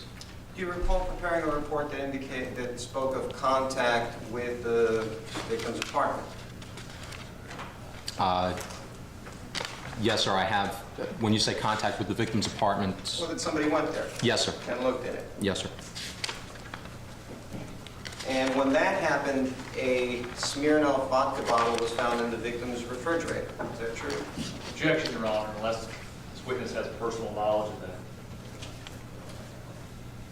If he has knowledge, he can testify.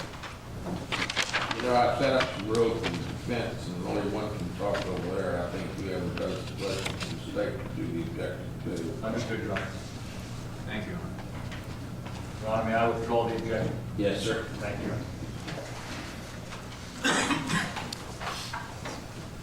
May I ask you to repeat the question, please? There was a Smirnoff bottle found in the victim's refrigerator.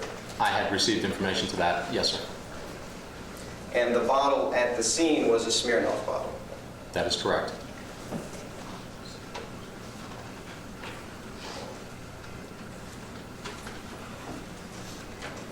In seeking to locate the decedent, do you know if anyone contacting anyone who knew him? Asking about his habits, where he had been, that type of thing. The only information I have is relevant to the individual I contacted with the Pinellas County Sheriff's Office, who represented his efforts to me.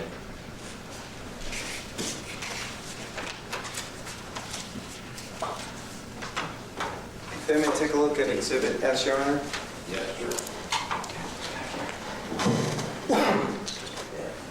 That's Exhibit 6. Exhibit 6.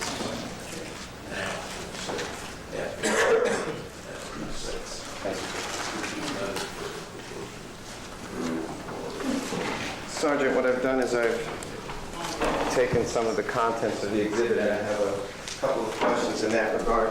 You testified on direct examination that the decedent had 2 driver's licenses. Yes, that I had found 2 driver's licenses in that name. Yes, sir.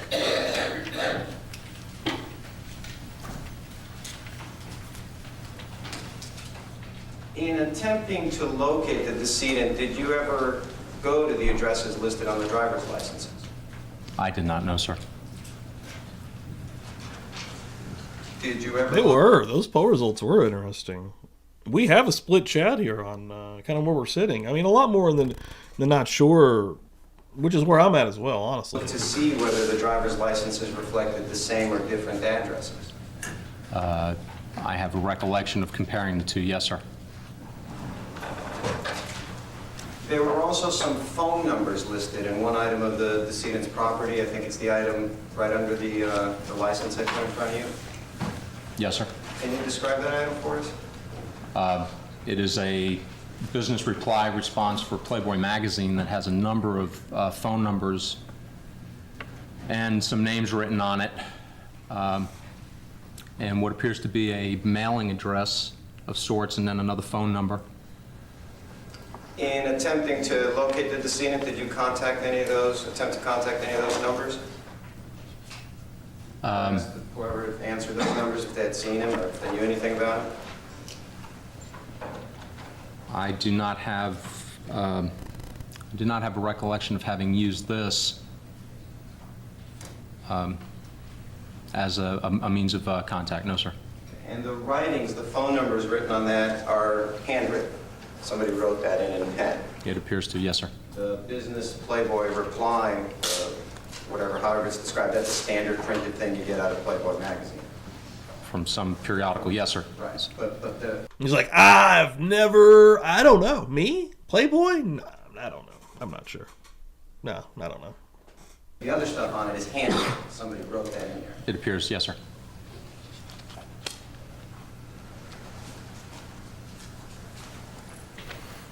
Definitely. Yeah, we got to definitely revisit that poll deeper into this. Maybe multiple times during this. At the scene, there was also a sneaker found, was there not? Yes, sir, there was. And what did you do with regard to that sneaker? A single sneaker with a sock in it were collected from the scene, submitted in with the other items. Some of the items that were shown to you by Mr. Tanner, for example, the vehicle registration had some dirt on it, something along those lines, do you recall? The one that was in the bag, sir? Yeah. Marked as an exhibit at the time. Yes, sir, it looked like it had some chemical application on it. Okay, that was something that was put on by, if you know, by folks who are looking for fingerprints or analyzing the item. I have no idea. Have you seen that kind of thing before? Yes, I have. I have nothing further. Thank you, Your Honor. Thank you, Sergeant. Get a call. Briefly, Your Honor, please, the court. Did you say the coat hanger you found some 30 or more yards away from the buried item was not deformed? The coat hanger was located approximately 10 feet south of the car, sir. Yes, but the buried item was 30 yards east of it. Yes, it was. So that put the coat hanger more than 30 yards? 30 from the 2 points of collection. Yes, sir. In other words, the items have been covered up. Vodka bottle, the tumblers, the personal effects were at least 30 yards away from the coat hanger, correct? Your Honor, that's leading. Yes, it's redirect. Well, go ahead. Is that correct? Yes, sir. That is Distance separating. Yeah. correct. The distance separating them was equal to or greater than 30 yards. And the photograph of the items, personal items about which you testified, the vodka bottle, the tumblers, and the driver's license, wallet, and all that, as shown in that photograph, that's not the way they appeared when you came on the scene, are they? No, they are not. That is after they were collected out of that hole. And they have been buried there. Objection, Your Honor. That's clearly Rephrase the question. They collected out of the hole. What condition were they in with regard to being able to see them until they were uncovered? The contents, as they are represented here in the picture, could not all clearly be determined from when they were in the hole because they were underneath the white cloth and underneath the sand. So we removed the sand, the white cloth, started shaking some stuff out, and this is everything that was in the hole. It appeared to have been hidden? Yes, sir. For the question. when you got there, Yes, sir. what led you to go into that hole? That it was partial. So you could see something. You can see something. What did you see? The car caddy, as I recall, was on top. So I was able to see part of the car caddy, this white cloth, and some sand. Okay, so you saw the white cloth. You saw Part the of it. car caddy. Part of the white cloth. Yes, sir. You saw the car caddy. Yes, sir. You saw the sand, Yes, sir. and you went and you pulled those items out. Started unearthing it. Yes, sir. Then, was it before or after that that you found the hanger? My recollection was these items were located first. No. Yes. No, yes, no, yes.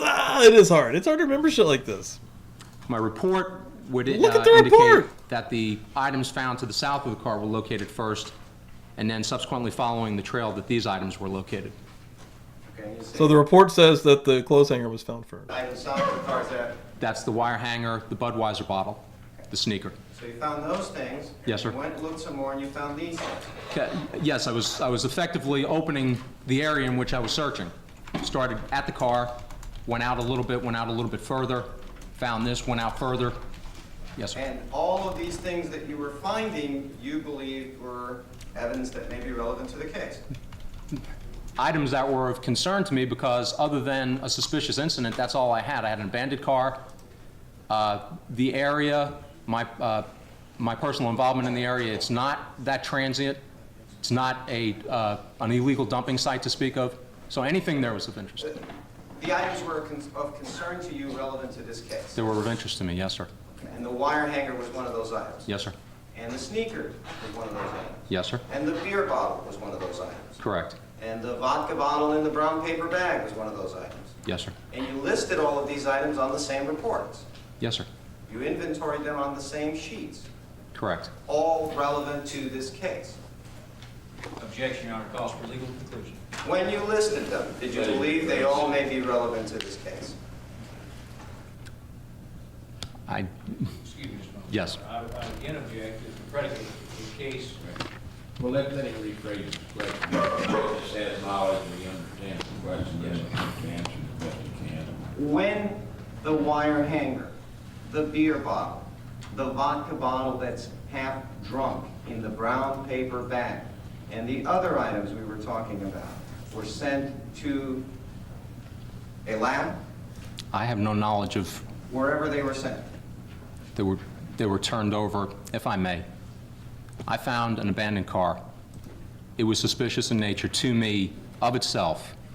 I had a car in an area where I determined it should not have been, with nobody there to lay a claim to it. As I looked around, I could not discern what was and was not immediately relevant to that car. That's exactly what I'm saying, and you got That the car. you got the vodka bottle. Right, so I collected everything. You got everything, and Right. and you sent all that somewhere as inventory. Correct, to our major case investigators. And that was all in reference to the Mallory case, correct? That's where there's some. That's what you listed on your Objection, report, Your Honor. correct? This was all relevant to suspicious incident, abandoned vehicle, registered owner Mallory. That was the extent of my case. And they all went together. Yes, sir, they did. One last question. This cop's having a great time. This is my life. I love this. Let's go. I'm not certain you answered, was the coat hanger deformed in any way? My recollection of it was that it was intact. It was, Thank you. Yeah, he answered earlier Does that it your was. report indicate anything about its condition? no, it does not. It just says a wire coat hanger. Your report does not say it was intact, does it? Let me go to the exact wording. I don't believe it does. Thank you. Okay, a wire hanger. Any further this witness? So both sides are like, we win! It doesn't exactly say intact. It doesn't exactly say it's not I say that intact. it was not performed. Just a wire hanger. Charge and excuse from the rule. Yes, Yes, Your Honor. You can be excused from the rule.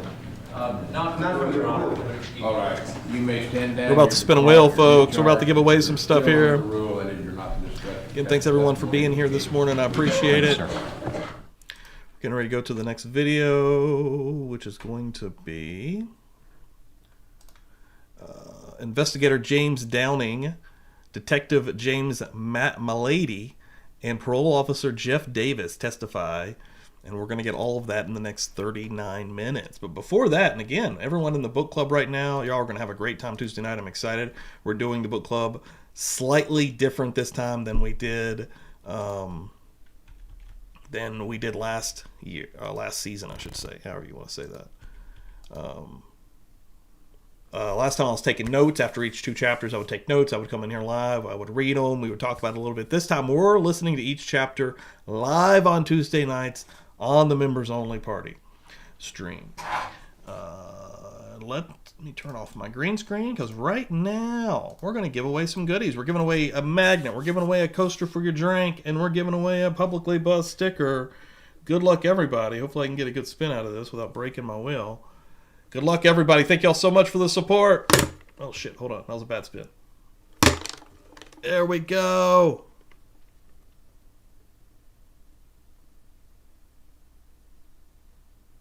Oh, shit. Jen. Jersey Jen with the win. Jersey Jen. Also a huge supporter here. Always coming through. Always being a beautiful person. And congratulations. Getting some goodies. I know you're racking them up right now, Jen. That's what I'm talking about.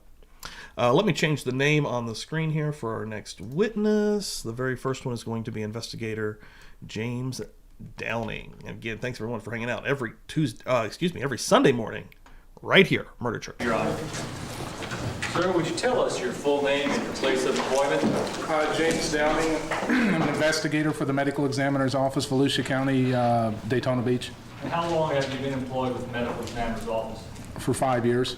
Could you describe to the ladies and gentlemen of the jury some of the duties that you have as an investigator for the Medical Examiner's Office? Objection, Your Honor.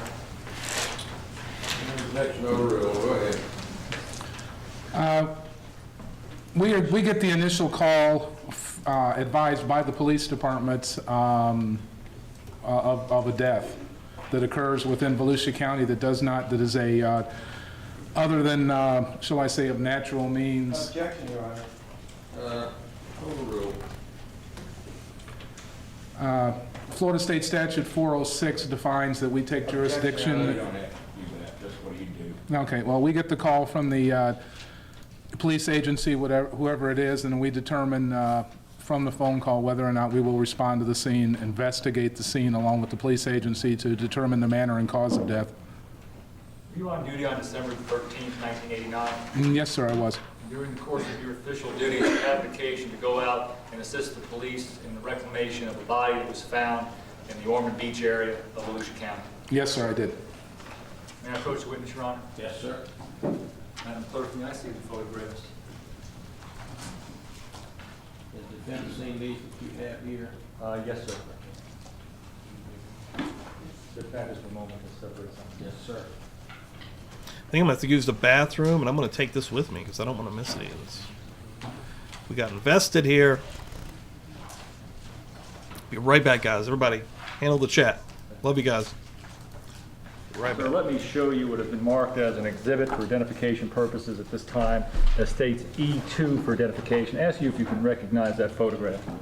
Yes, sir, I do. Is that a fair and accurate representation of the scene as you saw it on December the 13th, 1989? Yes, sir, it was. Let me show you, sir, what has been placed in evidence. Excuse me, what is marked for identification purposes that states E4 for identification purposes. Ask you if that is a fair and accurate representation of the scene as you saw it at that time. Yes, sir, it is.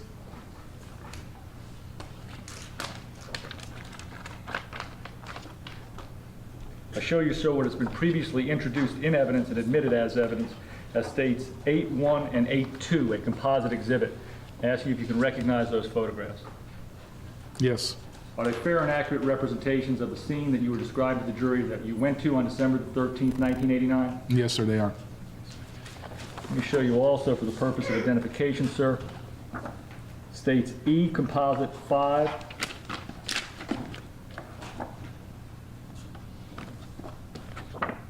E5, sir. Is that a fair and accurate representation of the scene as you saw it on December the 13th, 1989? Yes, it is. And let me show you, sir, what has been marked as states L, 1 and 2. Do you recognize those photographs? Yes, sir, I do. Those, along with the other photographs that I've shown you at this time, do they fairly and accurately represent the scene as you saw it on December the 13th, 1989? Yes, they do. And lastly, let me show you, sir, what has been marked as states Q for identification purposes. Do you recognize that photograph? Yes, I do. And, sir, does that photograph fairly and accurately represent the scene as you saw it on December the 13th, 1989? Yes, sir, it does. Now, if I may, sir, can you describe the scene as you observed it for the first time on December 13th, 1989? What was the condition of the human remains when you arrived? No objection to the witness refreshing himself with the photographs or any other document if he needs to. No rule, you may proceed. I said no objection, Judge. I'm sorry for their seeing. All right. So you want the record to reflect? Yeah, if you'd like to, that's fine with us. Could you describe the scene as you observed it when you arrived on December 13th? Okay, the scene was a wooded area off of US 1, approximately 1/2 of a mile north of I-95 in Volusia County. It was off of the southbound side, and there is a trail which is represented by this photo that we showed here, and this is quite relatively accurate. As object to the publication, however. At this time, without showing the jury Okay. photo, let's describe what you observed. Okay. Then we'll get into the photo. there was a trail leading off into the woods, which was the first thing I saw from the roadway. And what, if anything, did you see after making those initial observations? Well, I met with the sheriff's deputies that were there, and they told me that you had to follow the trail back in for a short ways, and that that's where the body was that they had reported to me over the phone. Did you see anyone there other than law enforcement officials at that time?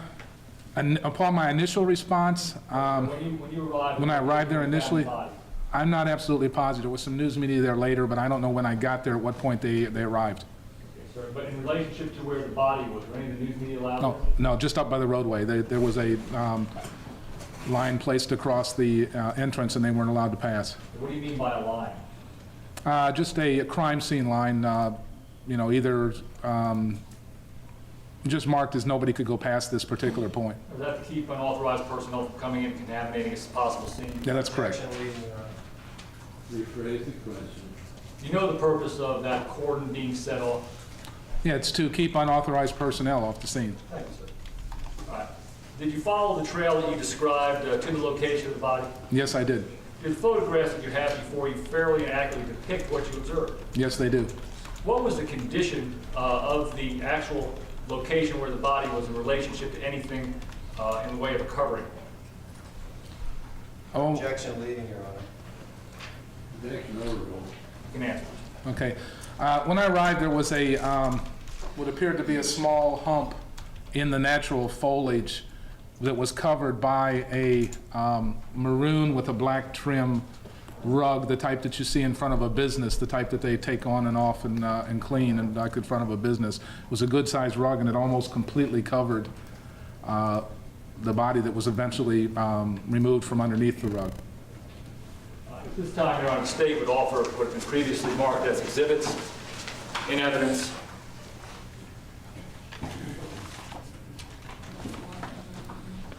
Yes, With the court's permission, may the clerk mark. yes, let her mark one, the one that I admitted, the one I denied. Didn't I admit one? Yes, they had no objection, Your Honor, as I understood it, to E2. E2, no objection, Your Honor. E2. That's the one you have to mark. That'd be State Exhibit 9. Well, the clerk is marking it on that. Yes, sir. Sir, what you've previously identified as scenes at the location on December the 13th, 1989, for the record, as being State's E5 composite, L1, Q, and L2. State would move them as evidence at this time, Your Honor. Counsel, did you see these? Need to approach it. Yes, sir.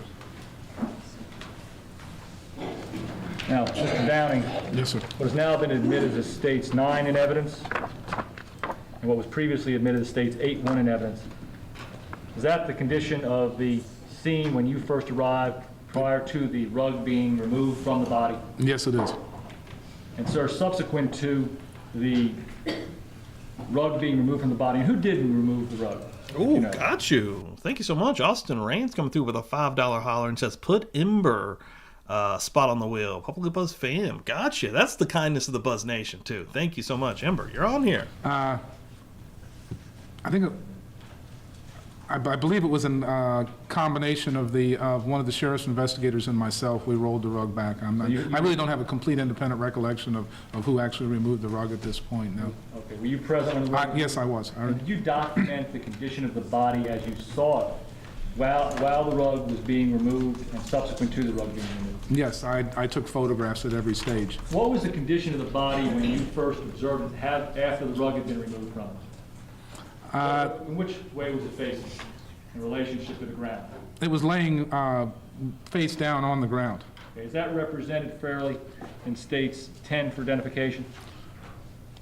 Well, when we first removed the rug, there was either one or two pieces of cardboard that were laying over across the top of the back, which is represented right in here when they were removed. But after they were removed, this accurately represents the position of the body. The body was not moved, just the things that were on top of it. Solely for the positioning of the body as you observed it after those articles were removed, this is a fair and accurate representation? And that is correct, yes. Now, did there come a point in time, Judge, may we publish these at this time? Yes, sir. Those are admitted in evidence. Yes, sir. That's 8 and 9, Your Honor. What was this guy's name? Your Honor, that would be number 10 that was admitted by the court. numbers 8, 1, Is this David Demore, and 9. Assistant State's Attorney? Subject to previous objection, Your Honor. Yes, sir. This judge. Yes, sir. Dude, this is a judge you know he was an asshole, right? Like, you know. After the rug was removed from This is one you don't fuck the with. body, can you describe what, if anything, you did in relationship to the removal of the body and what you observed? Okay, the standard procedure in this and what we did in this particular situation is that we lay a sheet on the ground alongside of the body, and it was rolled over or picked up and set down over onto the sheet on its back. Can you describe the articles of clothing that you observed at that time? Correct. There was blue jeans, a white T-shirt, and a Cordovan type maroon shoes, leather type shoes, and blue socks. Can you describe whether or not the body had a belt buckle on it? A belt, excuse me. Yes, there was a brown leather belt. What was the condition of the individual's pants? They were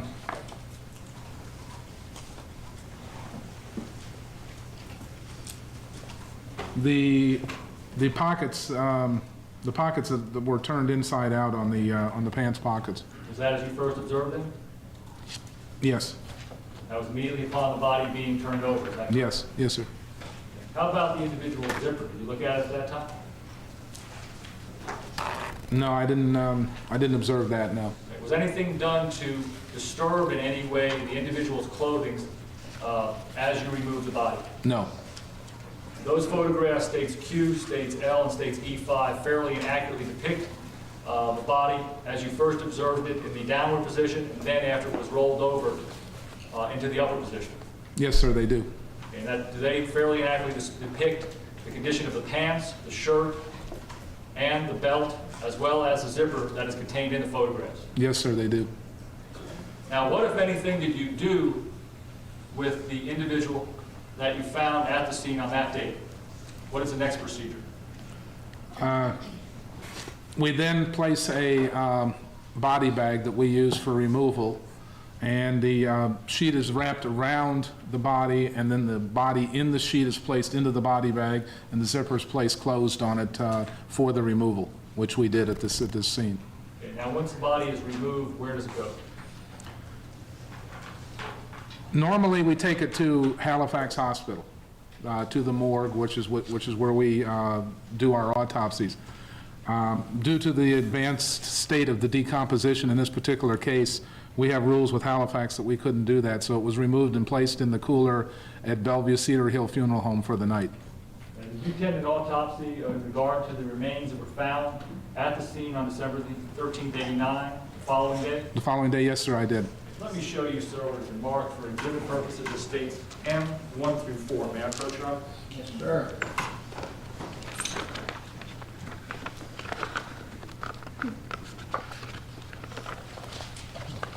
Sir, do you recognize those photographs? Well, yes, I do. And are those photographs fair and accurate representations of the remains that were removed from the scene on December 13th, 1989 to the medical examiner's office for autopsy purposes on December 14th, 1989? Yes, they are. Is it one and the same body? Yes, it is. Are they fair and accurate representations Yes. prior to the actual autopsy procedures themselves beginning? Yes. Now, sir, in regard to the pants that the individual is shown in states M composite, are they still in substantially the same condition as they were when you first saw them at the scene on December the 13th, 1989? Yes, that's exactly the same way they were. They were not disturbed or removed in any? No, sir, they were not. Now, can you describe, sir, what, if any, procedure would be followed by the medical examiner's office in regard to Mr. Mallory's body? From this point here? Yes, sir. Okay, we would, Dr. Botting, the medical examiner at that time, would have instructed us, after these photographs were taken, to remove the clothing, which was done. And it was taken in sections. The first thing to have been removed in this case would have been the shirt.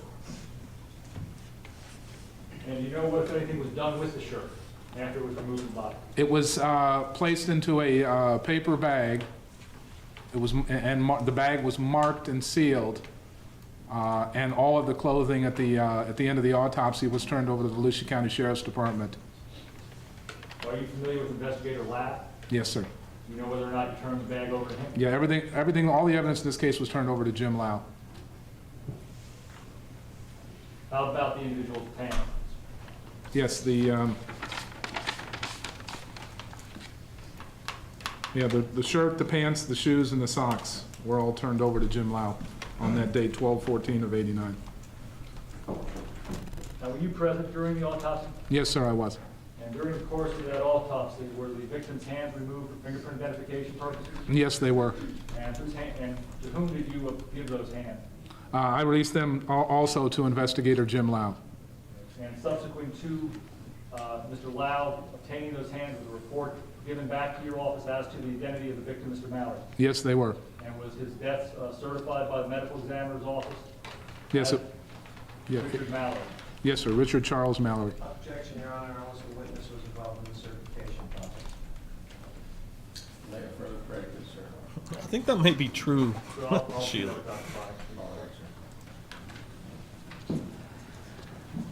Please, the court, at this time, the state would offer what has been previously introduced as an exhibit.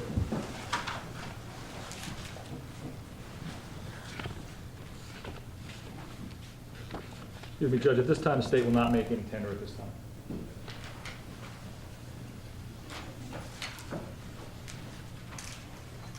Sir, did you conduct any further testing at the behest of Dr. Boddy with regard to attempting to determine the cause of death?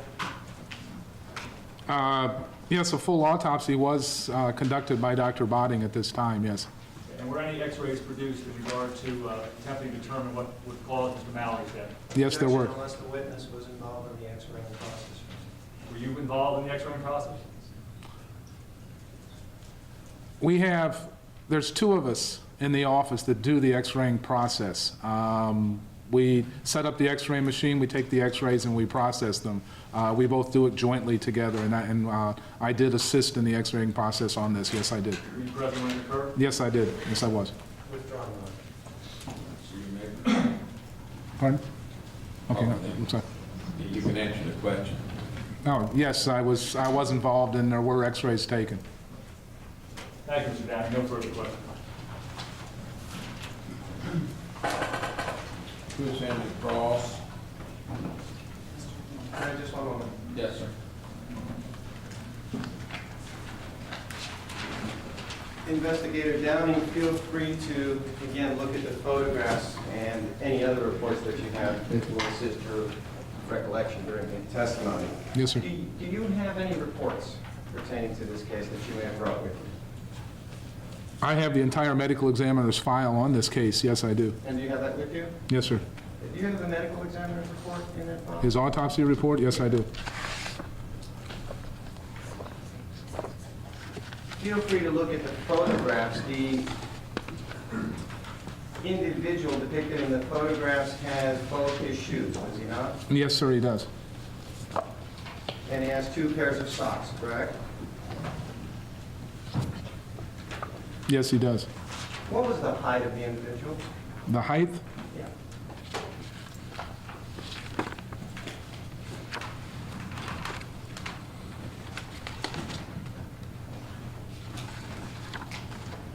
Classic court reporter.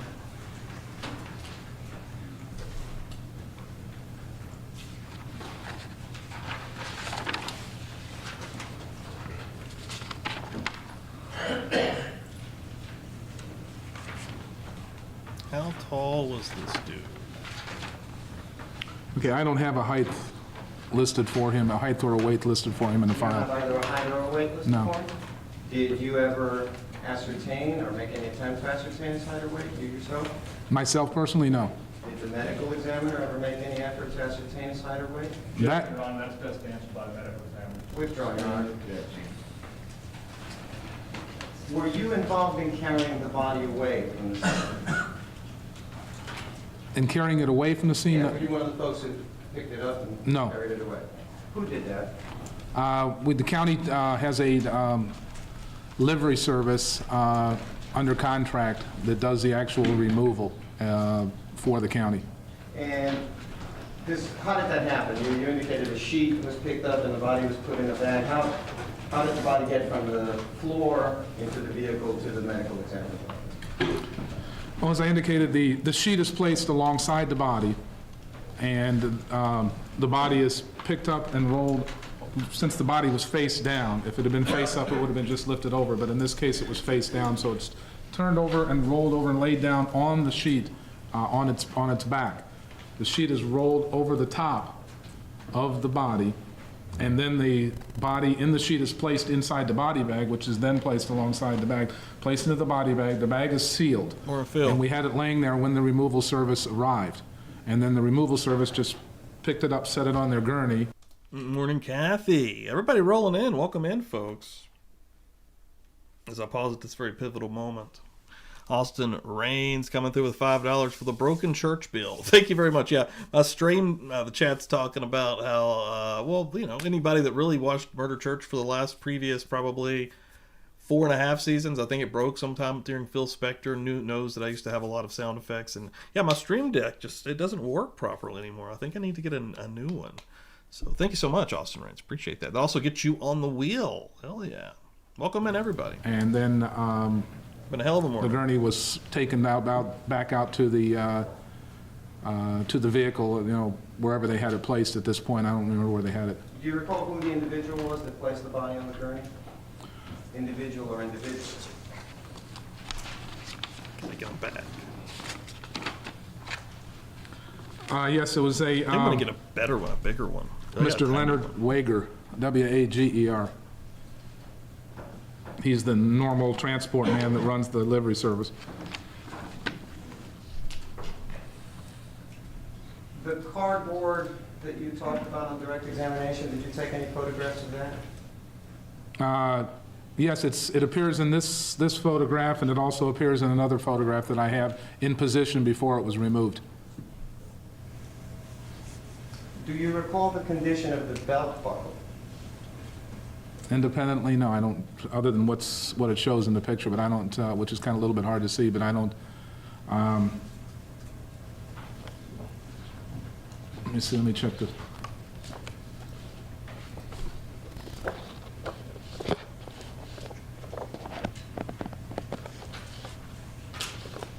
Ooh, Kathy coming through with a 420. Pumpkin is on the wheel, and for anybody that doesn't know, Pumpkin is Kathy's cat. And Pumpkin has won before now. Went a long time. Pumpkin kept on getting on that wheel, but welcome to the wheel, Pumpkin. Thank you so much for that 420. I don't have any really independent recollections. A little difficult to tell from this photograph. Okay, so you don't recall if it was right up front, turned over to the side, exactly where it was on the body? You don't recall that? No, I don't. You indicated you have the autopsy report with you? Yes, it's here in the file. I have, like I said, I have the whole file. And you were actually present at the autopsy procedure? Yes, I was. During the autopsy procedure, you indicated there were items of clothing that were taken from the body and inventory. That's correct. And those included socks? Yes. Shoes? Yes. Pants? Yes. A shirt? Yes. Did he have any underwear on? I don't believe so. There's no notation in the file. I don't believe he had any underwear on.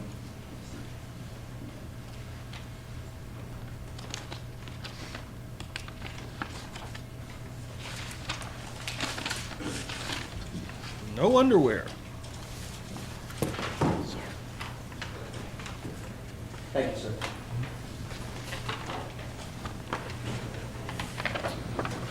For your act? Yes, sir. This is your Mastro. Yes, sir. Investigator Downing, since counsel has offered to allow you to refresh your recollection, would you take a close look at the belt buckle in regard to the autopsy picture, which is Exhibit M2 for identification? Yes, sir. Okay, doesn't that indicate that that belt and the belt Objection, buckle are to the Your side? Or can you describe to the jury what you see in the photograph? Okay. The belt For the buckle, record, Mr. DeMore is leaping through a number of photographs and pointing things out. Referring to M4, if you would look, please, sir, and tell me what... Admitted in evidence. No, Your Honor. Judge Heed offered to allow him to refresh his recollection. Refresh his memory, but don't tell him, don't tell him. Look at it and refresh his memory, but don't testify about it. Yes. the, Having refreshed your, are you able to refresh your recollection from looking at the photographs? yeah, from the photographs, they do show that the belt buckle is off to the left about, I'd say 4 to 6 inches off to the left, towards the left side of the body, in position in the belt. Let me show you, it's been previously marked for identification purposes. That states L1 for identification. Ask you if that helps you to refresh your recollection. Oh, yeah, it's, Objection, Your Honor. Objection overruled. Answer the question if you can. yeah, the belt is definitely off to the left-hand side of the body. In the same condition at the scene as it is at the medical Yes, examiner's office? yes, almost exactly the same position, yes. Nothing further. Thank you, Your Honor. Your Honor, may this witness be excused subject to Let's see if there's any recross. No recross, Your Honor. Any need to keep the witness, or may he be discharged? Your Honor, we would like to have him subject to further recall. Hole's the next name. You may stand down. You're discharged subject to Detective recall. James Telephone number to the state court. Natalie? Where you can be contacted, you may depart. You are to one of the rule, that is, do not discuss or testify of the case is concluded. Okay, thank you.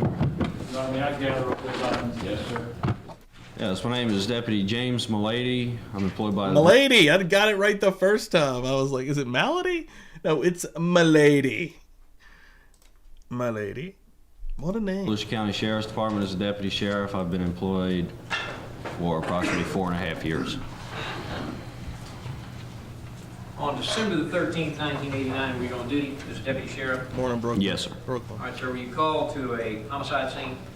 Yes, sir. And can you tell the jury where that was? It was approximately 3/4 of a mile north of I-95 on US 1 in Ormond Beach. Sir, I ask you to, Your Honor, may you step down momentarily? Yes, sir. Look at the chart and after you step down, which is identified as State's Exhibit Number 7, and see if you can find on that northeast Volusia County map the location to which you were dispatched and at which you made the observations about which you will shortly testify. Yes, sir. Right here was table number 1. Right, sir. May you return, Your Honor. I was trying to help him out. I was like, James Malady. Malady. That's a great last name. And it sounds like a cop name. That's Detective Malady. Detective Milady. Milady.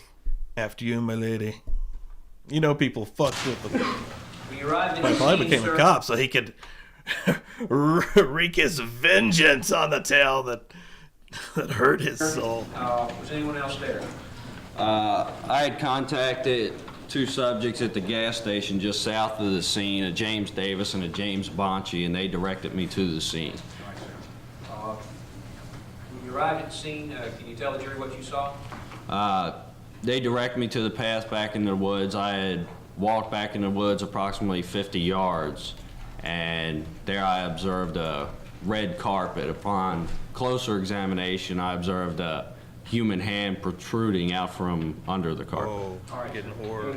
Uh, Straight up horror movie. Did you do anything to disturb the scene of the carpet or where you saw the hand at that time? No, sir. I made some observations. Once I noticed the human hand, I made the observation that the area was littered with debris and garbage. I then exited the woods and secured the scene and notified the supervisor and the major case unit. All right, sir, I'd ask you to look at Exhibits 8, Chilly 1, down and here. 9. Put my hoodie on. And ask if those photographs truly and accurately depict the scene that you described of the hand protruding from underneath the carpet. Yes, sir. Another thing, the carpet in the picture, it's hard to tell. At the scene, you could tell it was more of a red, brighter red color. I guess because of the lighting, you can't see that too good here. Okay, so there's a slight color distinction between what you observed and what the photograph represents? Yes. The carpet was, like I said, a brighter red color, like the kind you would find in front of inside a supermarket door or store. Well, my question is does that truly and accurately depict the scene? Is that the scene or is that a different carpet? No, that's definitely the scene. Like I said, I guess because of the lighting in the picture, you just can't tell the redness of the carpet. Okay. Same carpet? Yes. To your knowledge, did anyone disturb that scene before you arrived there? No, sir. Were you there when the carpet was removed from the body? Yes, sir, briefly. Did you observe the body being rolled over after the carpet was removed? Yes, sir. Did you observe the condition of the body? Yes, briefly. It was in a state of decomposing parts of the body. Can you describe the pants? Excuse me? What type of pants, if the body was wearing pants? Long pants, slacks. I noticed on the pants, the pockets, the front pockets had been turned inside out. All right, sir, and what about the zipper? The zipper was up and the pants were fastened. I'd like you to examine Exhibit Q for identification. Does that photograph fairly and accurately depict the condition of the victim's pants at the time the body was rolled over at the scene to which you just described? Yes, sir. Your Honor, please, the state would offer that exhibit in evidence. Counsel, you reviewed this item? Not sure, Judge. Let's take a look.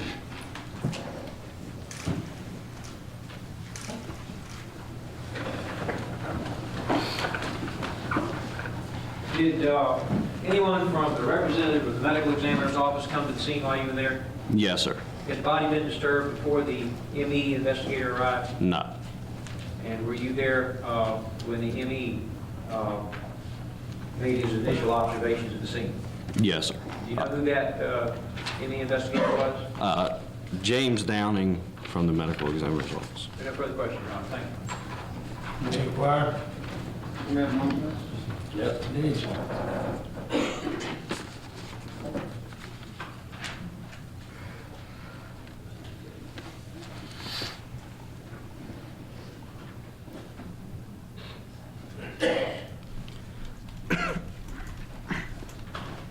No questions, Your Honor.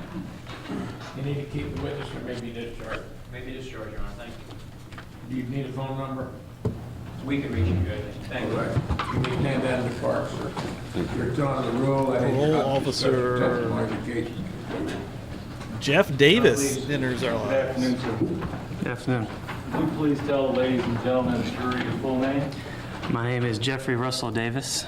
And where are you employed, sir, if you are so employed? I am a probation and parole officer for the Florida Department of Corrections, sir. And sir, let me call your attention back to the early evening hours of November the 30th, 1989. Can you tell us where you were employed at that time? At that time, sir, I worked for Richard Mallory at Mallory Electronics. And how long did you know Mr. Mallory? A little over a year and a half, sir. Can you tell us when the last time it is that you saw Richard Mallory? It was on the evening of November 30th, 1989, sir, as we closed the shop at approximately 6:15 in the evening. And were you familiar with Mr. Mallory's motor vehicle? Yes, sir, I was.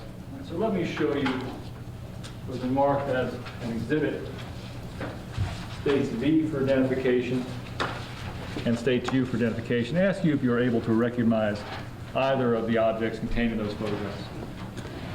Yes, sir, I am. The picture on the left. Sir, without describing it at this point, please the court to state, is that a fair and accurate representation of the individual you've described to the jury as your employer, Richard C. Mallory, as of November the 30th, 1989? Yes, sir, it is. Please the court to state what offer states evidence, states U for identification. State what? States U for identification, states evidence.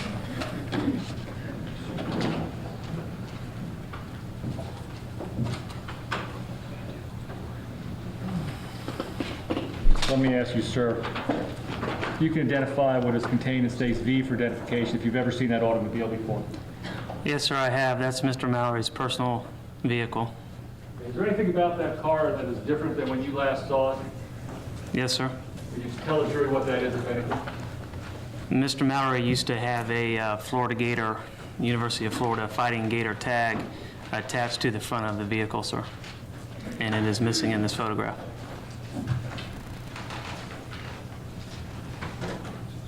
Sir, during the course of your knowing Mr. Mallory, have you ever attended any parties together? Yes, sir, we have. And could you tell, ladies and gentlemen of the jury, on that occasion, did Mr. Mallory have a camera? Yes, sir, he did. Can you describe that camera to the jury? It was a Polaroid Instamatic camera. It was a unique color. It was sort of a maroonish or a deep raspberry color Polaroid camera. Your Honor, please the court, I apologize for this. I thought I had a photograph in my possession. I have to go to another room to get it. Will the court take a 2-minute recess? We'll be taking that away for you. Yes, sir, I'll hurry. We won't go up for a single place. Thank you, Your Honor. Thank you. Please, the court. So let me show you the marked identification purposes, states X and states W for identification. Ask you if you recognize those photographs, and if you do you recognize the individual portrayed in the photographs? Yes, sir, these photographs were taken at a combination of my birthday and graduation from the University of South Florida. The individual pictured in there is myself, and this is at my grandmother's residence. Now, when those photographs were taken, can you tell us whether or not the camera you described to the jury as being Mr. Mallory's is contained in the photographs? Yes, sir, it is. Please the court to state what offers states W and states X for identification purposes. I state that. Yes, sir. Have more here. More goodies out there. Sorry, David. Try to save counsel a walk. State G for identification purposes described by the witness as Mr. Mallory's automobile. If you can identify that object. Yes, sir, this is Mr. Mallory's camera. This is the camera that was viewed and photographed and could describe that was entered into evidence today. Yes, sir, it is. It's not the discussion we had at the bench conference. Mr. DeMar said used. Go ahead, let him testify. Yes, sir, that is the camera that is in the photographs. Please the court to state what offers states Y for identification is state's evidence. May we approach, Your Honor? Yes, sir, but I think you can just stand right there, though. Your Honor, it's a foundation objection. Sustained at this time. This judge is a few hours into this trial, and he already sounds like he's done. He's just, he's coming out of his slumber when he answers a question. Sustained at this time.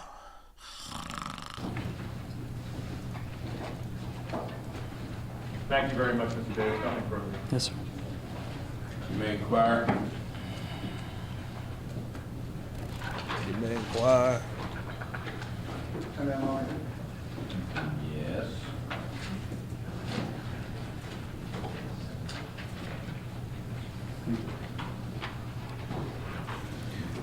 Mr. Davis, good afternoon. How are you, sir?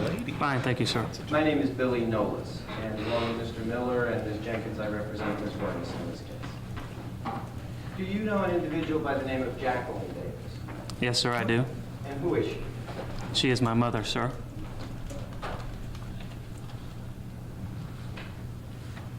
How did you get the job with Mr. Mallory? I asked him for the job. And how was it that you met Mr. Mallory? I met Mr. Mallory through my mother, sir.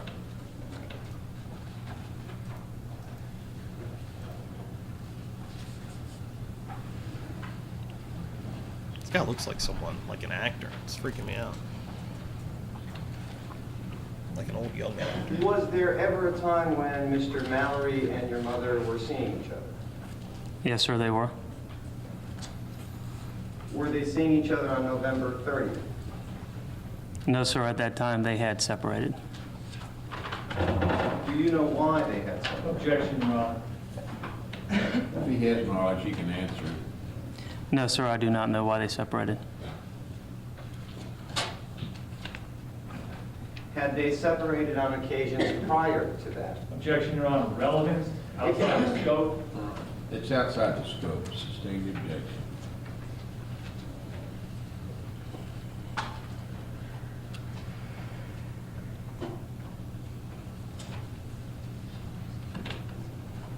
Not letting us touch anywhere near any of that stuff.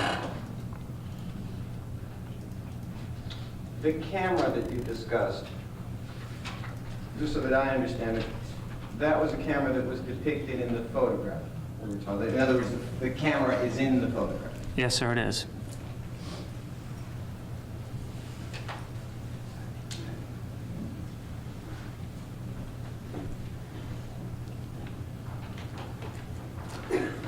Did your mother ever comment to you on what she thought of Mr. Mallory?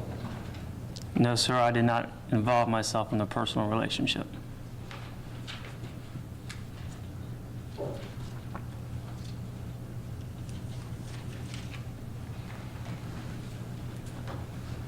Can I have one, Your Honor? Yes, sir.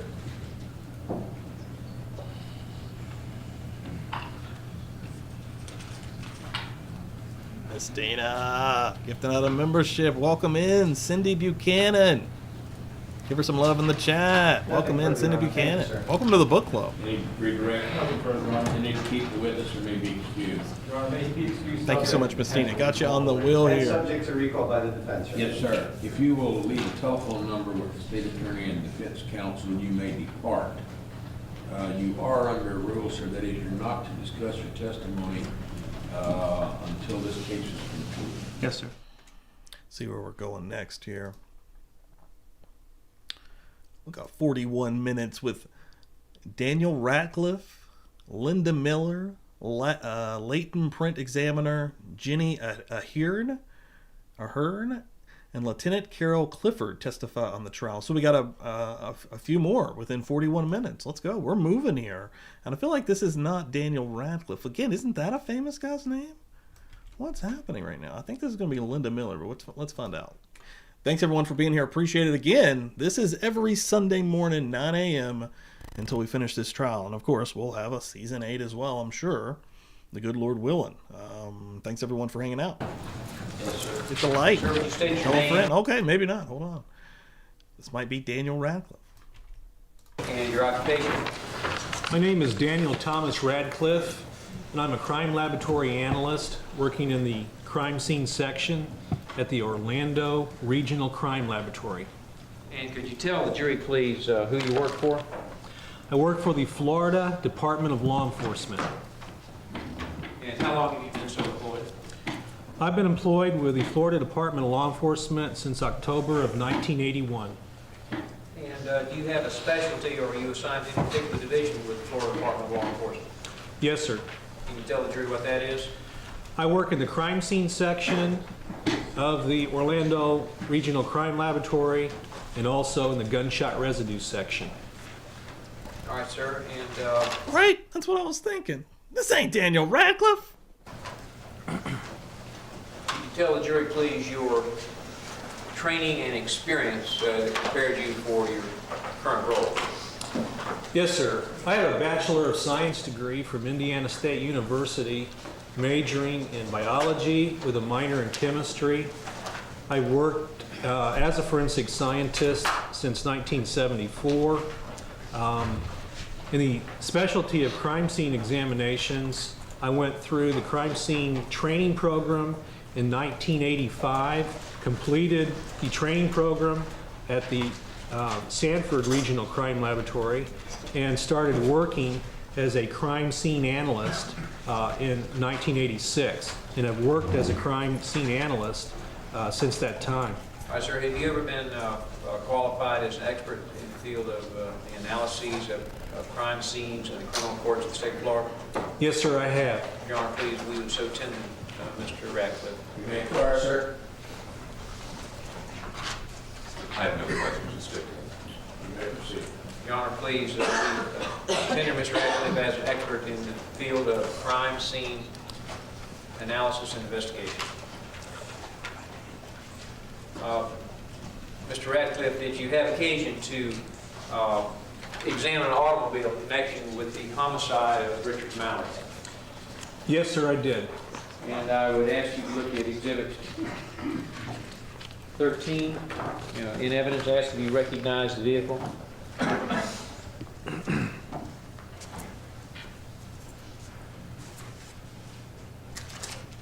Yes, I do. Does that appear to be the vehicle about which you will shortly testify? Yes, sir. All right, sir. I would also ask you to examine for identification,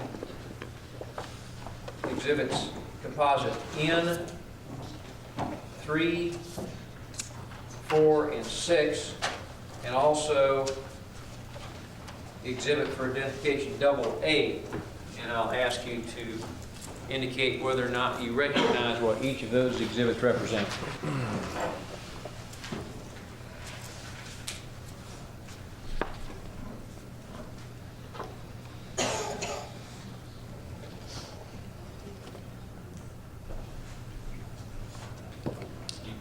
You don't need to tell us what they are, but do you recognize what they are? Yes, sir. All right, sir. And also the item of material that is in the envelope, would you examine that? I believe that's AA for identification. You may take the material out and look at the actual exhibit which is inside.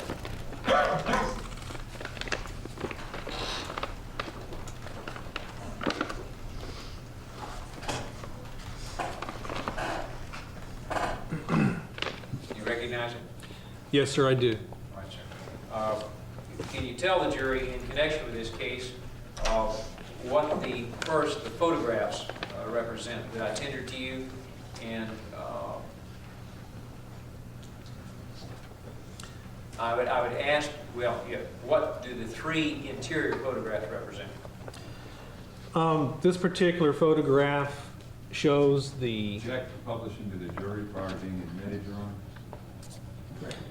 What I'd like to do is first describe what they represent, and I'll ask you if that's a true and accurate depiction, and then we'll offer them in evidence, and then we publish it. Yes, sir. What the photographs represent? The first photograph that I'm looking at shows the interior of this vehicle, which is a 77 Cadillac. The second photograph that I'm looking at shows the trunk area of this 77 Cadillac. And the third photograph shows the driver's seat of this 1977 Cadillac. And you previously identified the 77 Cadillac from the exhibit that has already been admitted into evidence, correct? Yes, sir. All right, sir. And could you identify from the back of the interior photographs, I think they are composite exhibit N, 3, 4, and another number. One is N. You see the N? Yes, sir. N. This photograph is in composite 4. This photograph is in composite 6. This photograph is in composite 3. And those are the photographs about which you just testified? Yes, sir. Your Honor, we would offer the photographs in evidence this time. Counsel, Jerry Clemens, photograph. We have no objection, Your Honor. Let the item be received and marked in evidence by the proper number. Mr. Kenner, would you give the item? Yes, Your Honor, thank you. And sir, would you look at the fabric which is contained in exhibit AA for identification?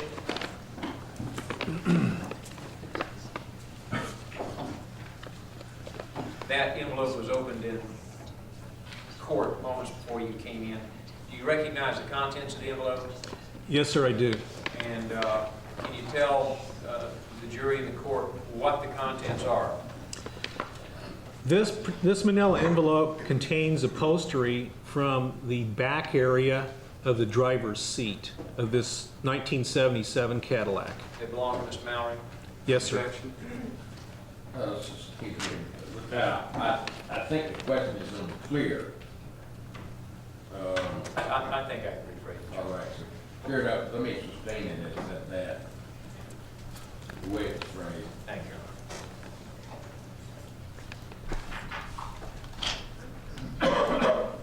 You recognize photograph 13? Yes, sir. Is that the Cadillac automobile from which the upholstery was removed? Yes, it was. Jen with the commercial out here for me. Thank you so much, Jen. I appreciate that. $5. Yeah, definitely get involved here, man. Between Murder Church, Publicly Buzz, Body Cam Reactions, a book club, another channel called Wrestle Plunge where I post regularly, go live regularly, create documentary style content. I'm doing some stuff. I've started doing a lot of clips on X also. We're doing it, Jen. Thank you so much. What did you do when you removed the upholstery? Objection assumes the fact on the evidence. I'm sorry. Go ahead. Do you have the upholstery from the Cadillac in your possession? Yes, I do. Is that it contained in Exhibit AA for identification? Yes, sir. How did you remove it, and what did you do with it, and what was Same the purpose? objection, Your Honor. Go ahead. How did you remove it, and what did you do with it? Same objection, Your Honor. Objection overruled. I removed this piece of upholstery using a scalpel, and I then placed this fabric in this manila envelope and sealed up the manila envelope. All right, sir, did you run any tests on the material yourself? Yes, I did. And can you tell the court and the jury what type of test you ran on it? Yes, sir. I submitted a stained area on this upholstery to what's called the Kastle-Meyer test, which is a presumptive test for blood. All right, sir. And could you tell the jury what the results of that test was? Yes, this test indicated that these stains were blood. With regard to the photograph of the automobile that shows the interior, could you describe with regard to Exhibit 14-2 how your testimony concerning the upholstery relates to that photograph, if it does? Holly. Yes, sir. The upholstery Rare that's in appearance this by Holly manila Berry envelope in the church. Is the upholstery that came from the stained area that's apparent in this photograph. Your Honor, please, we offer the upholstery sample of evidence this time. Counsel? No objection. That data be received and marked in evidence that proper number. State's number 15.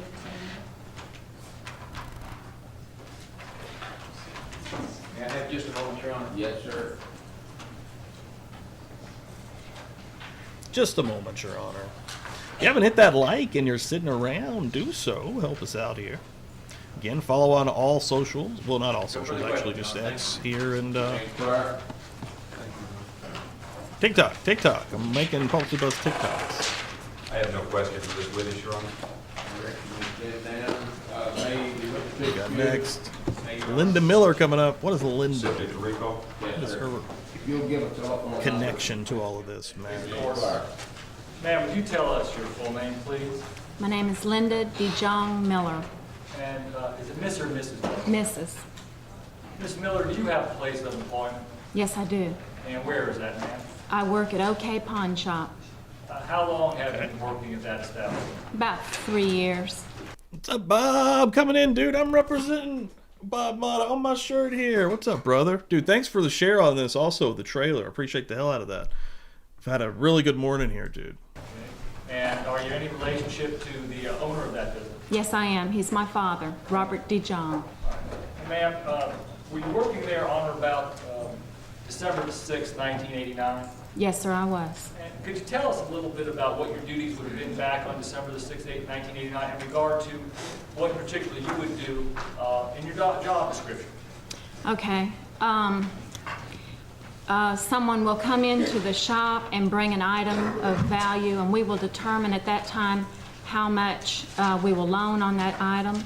And then we take a picture positive ID card.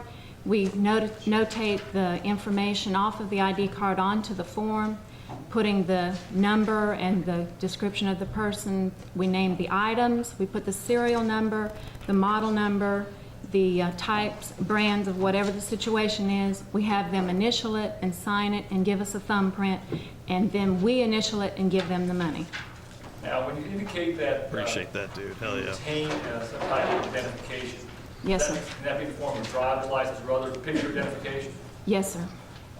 And the thumbprint that you mentioned, how is that placed upon the document you described?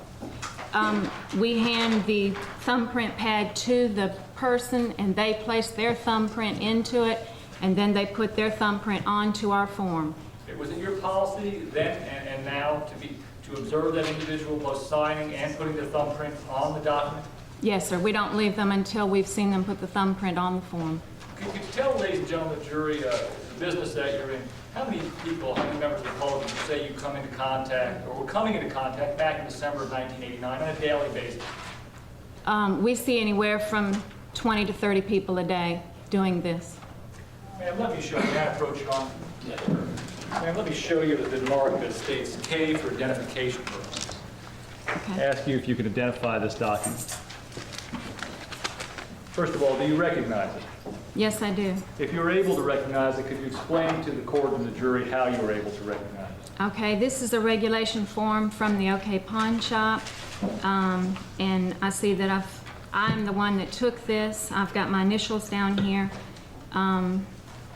What else do you want to know about it? Your initials, are they placed there by you in the presence of the individual who has pawned the items? Yes, sir, they are. And does the pawn slip also indicate what the nature of those items are that are pawned? Yes, sir, it does. And you take some type of identification as to this, bet you can, serial numbers? Yes, sir. And assess a value to that? Yes, sir. And that value, is that something that is an offer that you make as the person receiving the pawned item to the individual who is giving it to you? That's right. And if they don't like that amount, then they don't have to accept it, they walk off with their item, is that correct? That's true. They can take it someplace else. Okay, now the thumbprint. Yes, sir. Which is on the exhibit before you. Yes, sir. Was that placed there by an individual in your presence? Yes, sir, it was. And is this document kept in the ordinary course of the business? Yes, it is. Please, the court to state would offer this exhibit as states evidence. May we see the document, Your Honor? Yes, sir. Ma'am, the exhibit that you have before you, Yes, sir. is it my understanding that you are the individual who took in the pawn? Yes, I did. And does that document fairly and accurately depict the items, if any, that were pawned by the individual who placed the thumbprint on the pawn ticket? Yes, sir. Do you want to know what the items are? Yes, ma'am. Okay, there was a 35mm camera. It was a Minolta Freedom 200, and the serial number is here, and how much I loaned her on it. And then there was a radar detector, a Micronta Road Patrol X, and the serial number is notated here, and how much I loaned her on it. And then the total of what I loaned her. Do you indicate whether or not the Micronta is what's known commonly as a radar detector? It is a radar detector.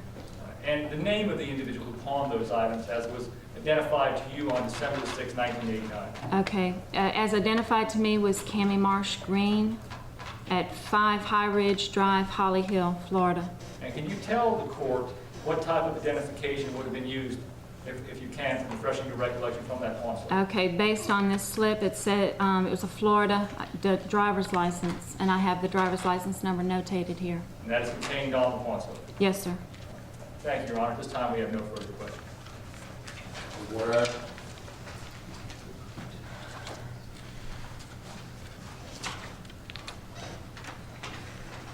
Ma'am, good afternoon. My name is Billy Nolis, and I, along with Mr. Miller and Ms. Jenkins, represent Ms. Wuornos. When Mr. DeMoore asked you about the items, you needed to look at the document to refresh your recollection. Is that correct? Yes. And why is that? Why is that? Yeah. Why did you need to look at the document?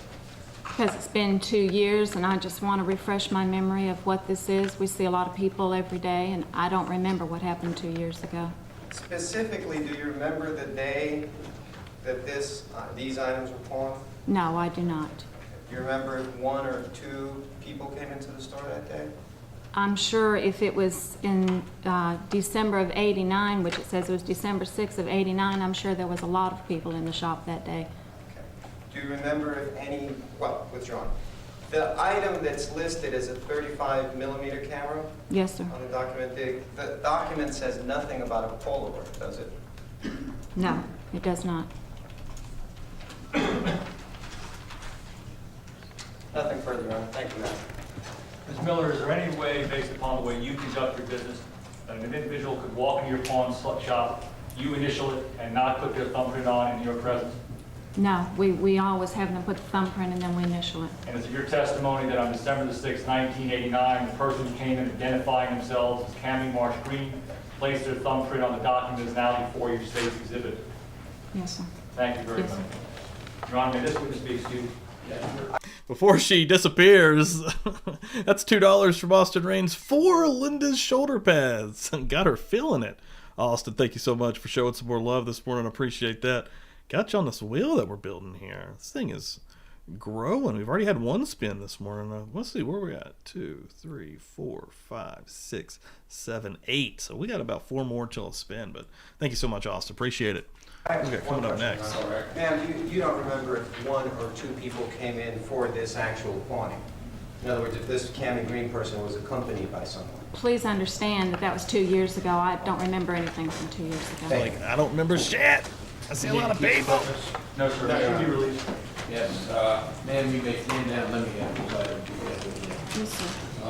This will. Yes, sir. Latent print You may examiner depart. coming. A rule has been invoked that prohibits you from discussing your testimony until the case is concluded. Yes, sir. Now, anybody need to recall the witness? Your Honor, I don't anticipate that being assessed. No. You may depart. Thank you. Thank you. May it please the court. Be quiet. Good afternoon, ma'am. This lady, though, holy shit, dude. This hair also fucking rocking. I like the chains on the white look right here with the turtleneck. She is not messing around, son. No. Would you please tell us your full name and your occupation? My name is Jenny T. Ahern, and I'm employed by the Florida Department of Law Enforcement at the Orlando Regional Crime Laboratory. And what the fuck you want to know about it? And is that Mr. or Mrs. Ahern? Mrs. Mrs. Ahern, how long have you been employed by the Florida Hey, what's up? Since January of 1981. And have you retained any particular specialty while employed with the Florida Department of Law Enforcement? Yes, sir, I have 2 areas of expertise. One is in latent print examination, and the other one is footwear tire track examination. Have you had any type of schooling or educational background in latent print identification? Yes, sir, I have. Prior to being employed by the Florida Department of Law Enforcement, I was employed by the Orange County Sheriff's Department. When I was employed by them, I was trained on the job to do fingerprint classification and searching as a technician. I also received training in the comparison of latent print examinations. I'm a member of the International Association for Identification and the Florida Division of the International Association for Identification, and attend training conferences by those agencies. I've also attained some training from the Florida Department of Law Enforcement and from the Federal Bureau of Investigation.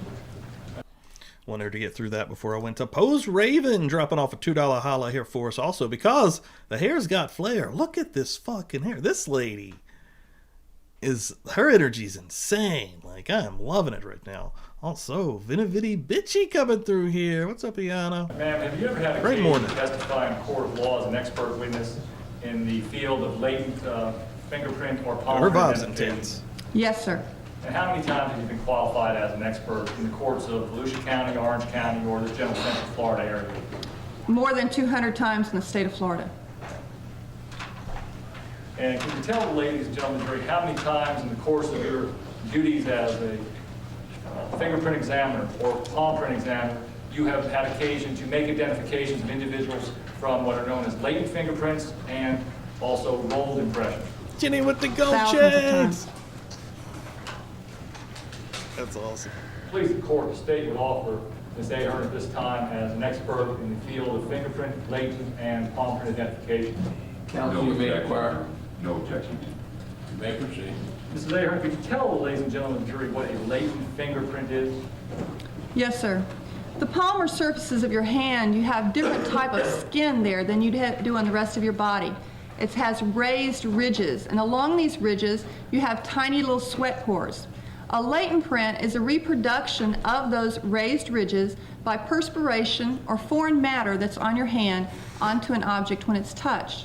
The print is usually invisible, and to be made visible, it has to be processed through either powder, mechanical, or chemical means. Dude, it sounds like she's reading that from something, but that's out of her head. She's reading that from probably photographic memory. Holy crap. That was beautiful. Explain what the difference, if any, there is between a latent fingerprint and what is commonly known as an inked fingerprint or palm print. Yes, sir.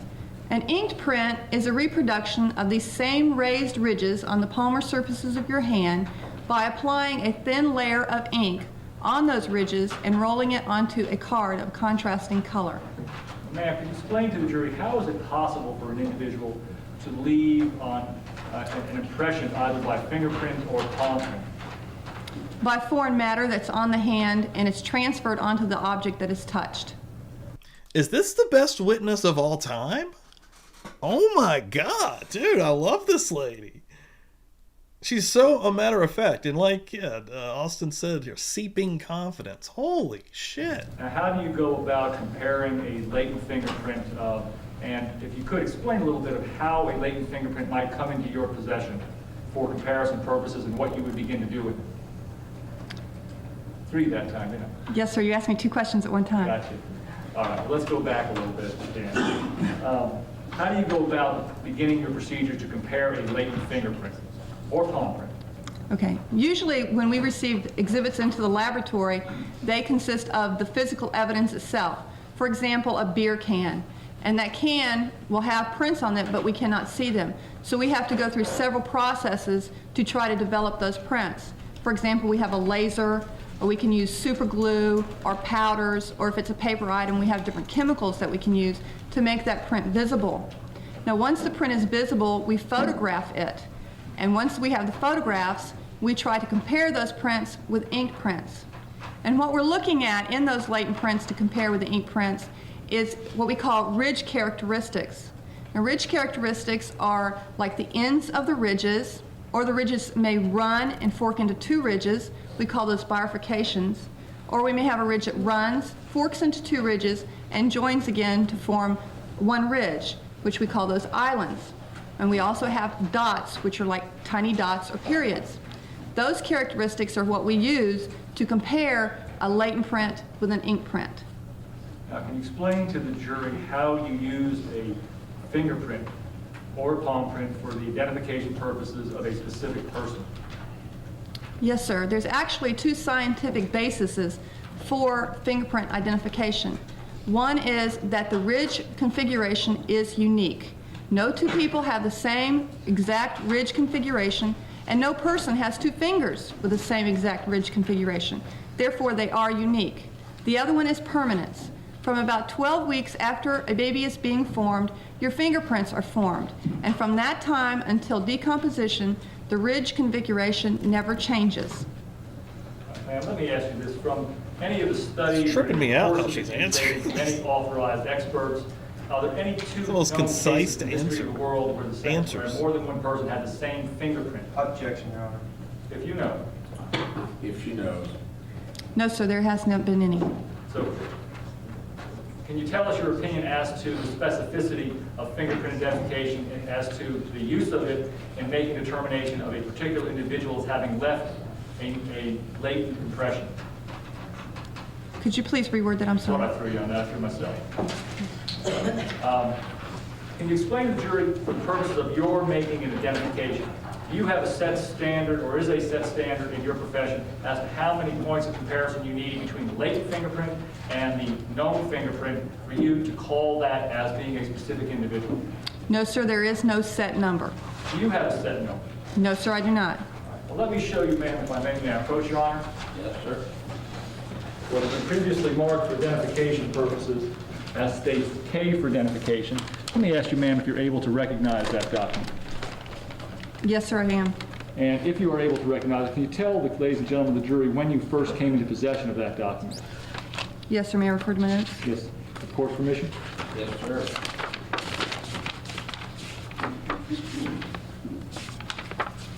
Call this witness. It was She's great. received into the laboratory on December 21st, 1990. And can you tell me who would have brought that to you, if you know? Investigator Jim Lau. And you know Investigator Lau from having a professional relationship with him? Yes, sir. And do you know where he works? For the Volusia County Sheriff's Department. Now, ma'am, without Volusia. telling me where you obtained this document, would you please look inside state Z for identification and tell me if you can recognize it?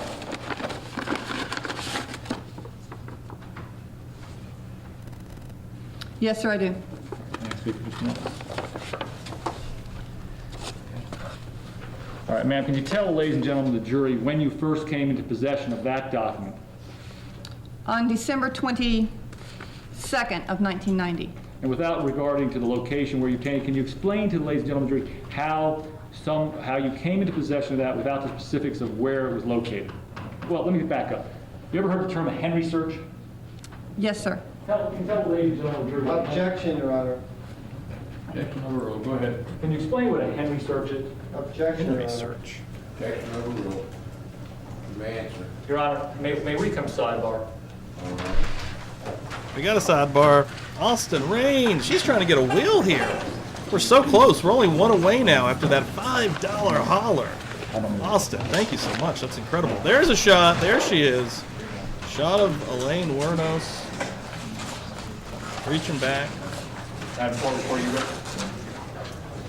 Mrs. Thanks everyone for Abraham, coming in. Describing where state Z for identification was obtained.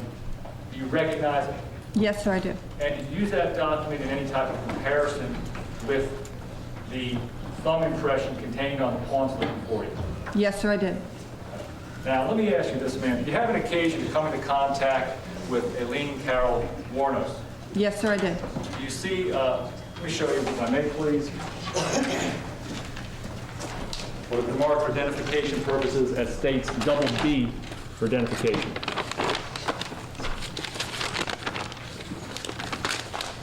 Do you recognize states double B for identification?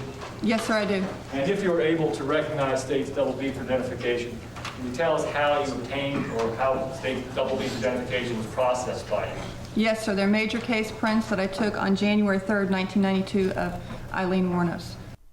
Ayana did grab, I just want to let everybody know real quick, for the second will of the morning, incredible, Vinavidi Bitchy in the chat, Ayana came through my Cash App and dropped off a $5 bill, and she grabbed that last spot. Thank you so much. Appreciate it. You see the individual whose rolled impression print you took on that date here in the courtroom today? Yes, sir, I do. Could you point her out for the record, please? Yes, sir, she's the blonde-headed woman at the end of the table with the burgundy-colored jacket on. Your Honor.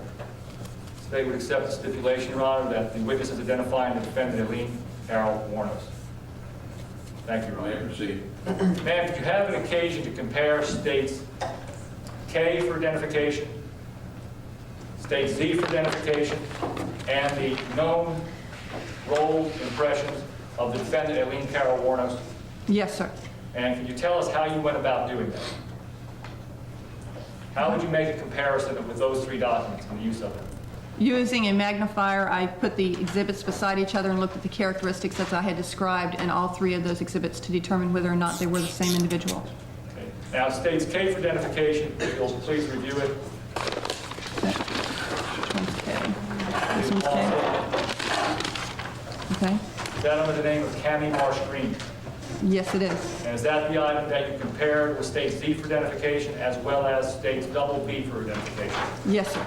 Can you tell the ladies and gentlemen of the jury whether or not you found any identifying characteristics between states K for identification and states D for identification?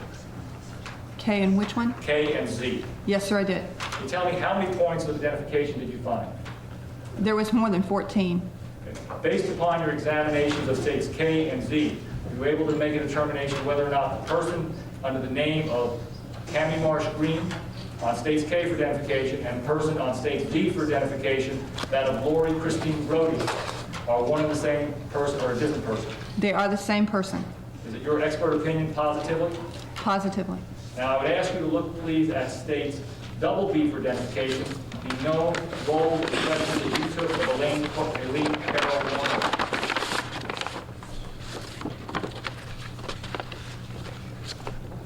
I ask you, ma'am, if you used states double B for identification for any comparison purposes in relationship to states K and states Z for identification. Yes, sir, I did. And could you tell, ladies and gentlemen of the jury, whether or not you were able to make any determinations from that comparison? Yes, sir. Please tell them what it was.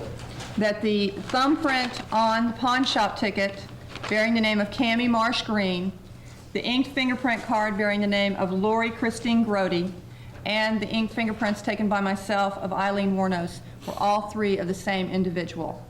And that was the individual whose rolled impressions you took and you've identified in this courtroom today. That is correct. May it please the court, at this time the state would offer states Z, K, and double B for identification as state's evidence. Counsel? No objection. Subject to the objection bench. The objection is overruled. Let the item be received and marked in evidence. Mr. Seymour, will you get these items in hand with the clerk? Yes, sir. You may mark them. You may publish them. Thank you, Your Honor. It will be stipulated that Aileen Carol Wuornos, the defendant in this cause, is also known by the name of Lori Christine Grody, and that identification was made by this witness of the name of Lori Christine Grody with that of Cami Marsh Green, and the rolled impressions that she has testified to as all being one and the same person. With that in mind, the state will be withdrawing for the offer of evidence the state's Z for identification, Your Honor, based upon the stipulation of counsel. All right, you may proceed. Thank you, Your Honor. This time, Your Honor, the state has no further questions. I inquire, who's my, I believe we have no questions, Your Honor. No questions, Your all Honor. right, may the witness be discharged?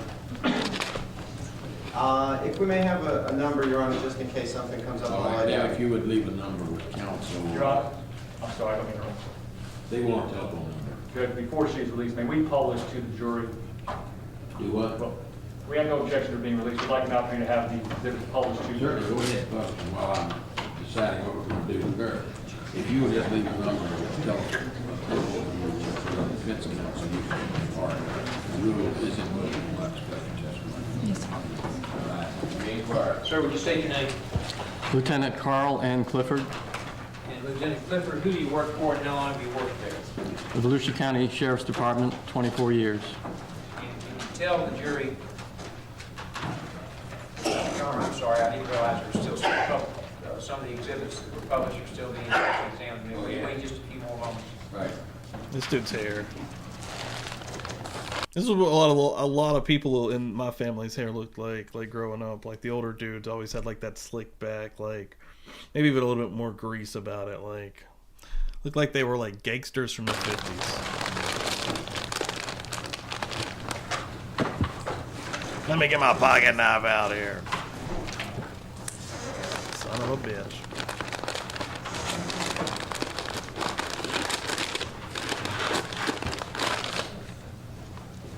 Have all the exhibits been returned now? No, Your Honor, they're still examining the Look, fingerprint this guy's gonna sing us a country song. identification material. Does he have a Georgia Jones vibe to him, or is it just me?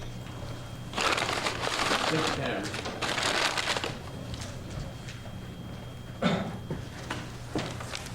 May I proceed now, Your Honor? Yes, sir. Lieutenant Clifford, Vintage did you love. become Welcome in. involved in the investigation of the homicide of Richard Mallory? Yes, I did.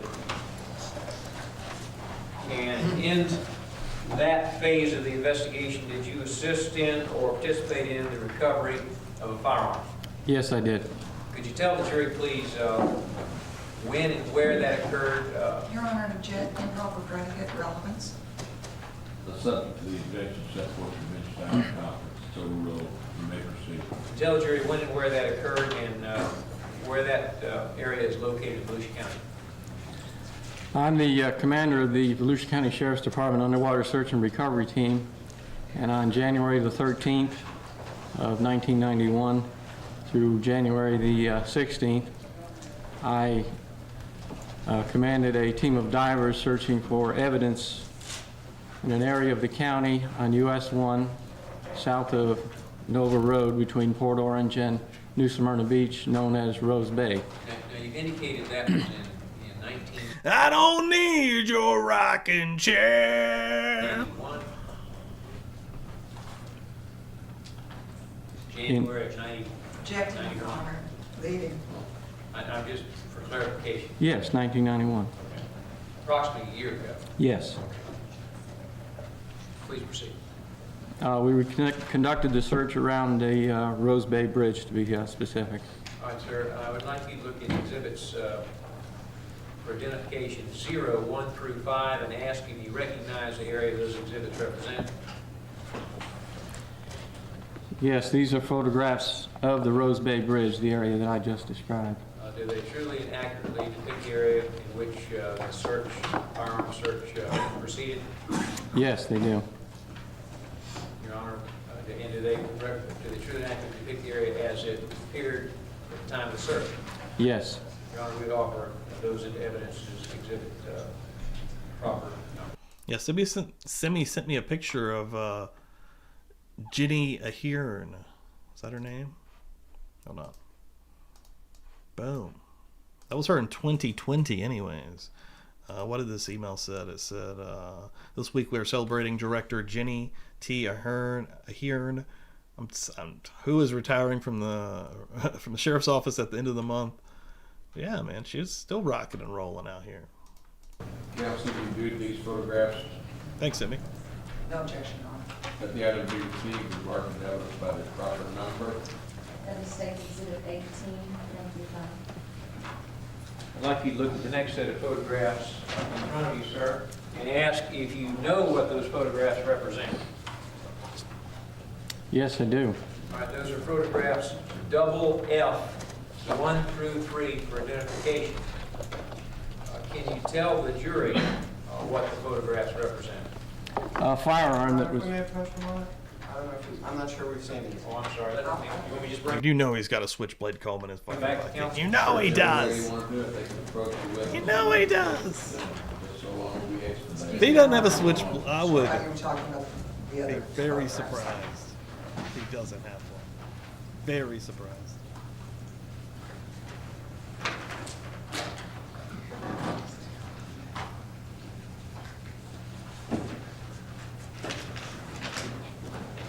No objection, no. In evidence, or just no objection to seeing? No objection to seeing on what's proper predicate later. All right. Can you tell the jury what double F 1 through 3 represents? This is a firearm that we recovered in the area that I just described on the afternoon of January the 16th. Of 91? Of 91, yes. All right, sir. Could you describe to the jury your search efforts and how the recovery was effective? We had been searching for 4 days. We searched both sides of the bridge in an area approximately 25 to 30 yards in each direction of the bridge.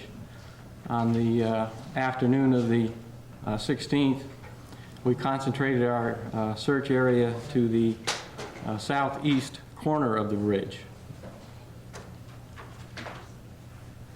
between the seawall and the first set of pylons supporting the bridge. And what was the result of the narrowed search? That's where this firearm was found. And the photographs represented in exhibits double F 1 through 3 depict the firearm as it appeared shortly after it was recovered? That's correct. What did you do with the firearm after you recovered it? It was immediately placed in a styrofoam cooler containing the same water that we had recovered the firearm from. Have you seen that cooler in the courtroom today, or? Yes, I have. And, where is it? I believe it's sitting right in front of me.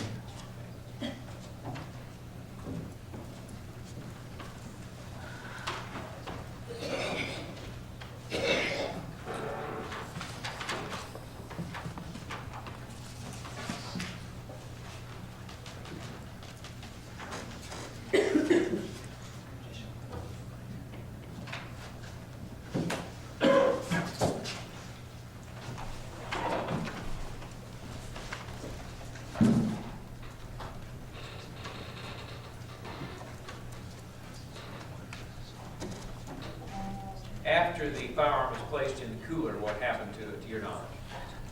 I kept it with me in the vehicle that we keep our dive equipment in. I transported it to the Sheriff's Operations Center and placed it in an evidence room. And what type of security access is permissible to the evidence room? It's locked at all times, and there are 3 keys to that room. And did you make any markings, or were you able to in any way place any type of particular identification on the firearm itself? I didn't place any markings on the firearm because it was rusty and covered with silt, and I didn't want to disturb the integrity of the gun, but I did mark the cooler. And did you examine that cooler sufficient to determine whether or not that is the same cooler? Yes, it is. It has my initials on it. Your Honor, please, we would offer into evidence double F 1 through 3, which are photographs of the firearm as it appeared in its corroded condition before it was cleaned up. Counsel? Nothing has to be received in marked evidence.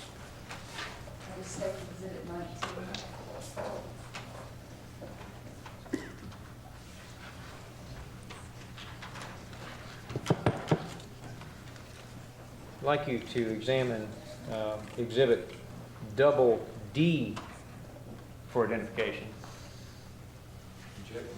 The gun.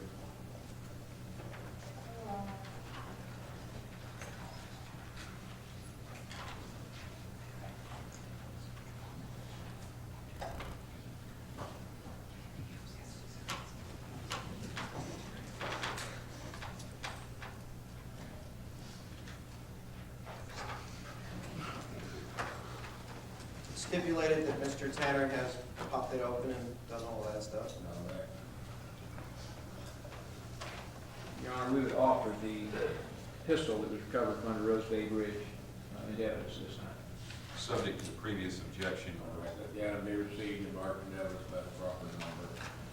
State Exhibit 20.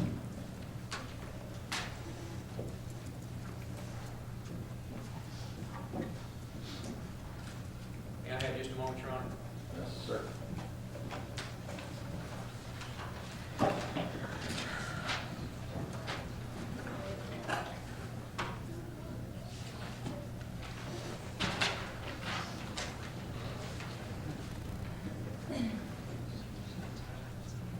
What's about to happen here? Well, we got 22 seconds left in this video. Your Honor, I have no further questions for the witness. And he's done. I have no questions this witness. You need to keep the witness or may be discharged. May be discharged, Your Honor. Subject discharged, Your Honor. You may stand down and depart, sir. You are under the rules that you do not discuss the testimony in the case is concluded. Author Botting. Look at this guy. Will be the first one on the stand next Sunday. Forensic pathologist, Dr. Arthur Botting. That's who we thought we were hearing Bodden earlier, but Botting takes the stand in the trial, and we're going to have him for 35 minutes to start us out next Sunday. Again, one day of Murder Church now. Tuesdays have now become reaction videos. Tuesdays and Thursdays reaction. Tuesday night book club. We got a lot of new members that are going to be able to join us for the first day of the new book. We're reading Mindhunter in the book club. Again, it's a members only stream immediately following our usual Tuesday night lives. Hell yeah. And right now we're going to spin a wheel. Good luck everybody that's come through here today. Let me turn off this green screen. It's been a great morning. Hopefully everyone will keep coming back through for this one. This one is very intriguing and very interesting. What did we learn today? We learned that she hid the body is one thing that we've learned. I don't know, man. This is an interesting trial, to say the least. And I know that the chat is split on how they feel about it. So, see if I can get a good spin. Ooh, that's a nice spin. Who's going to win some goodies?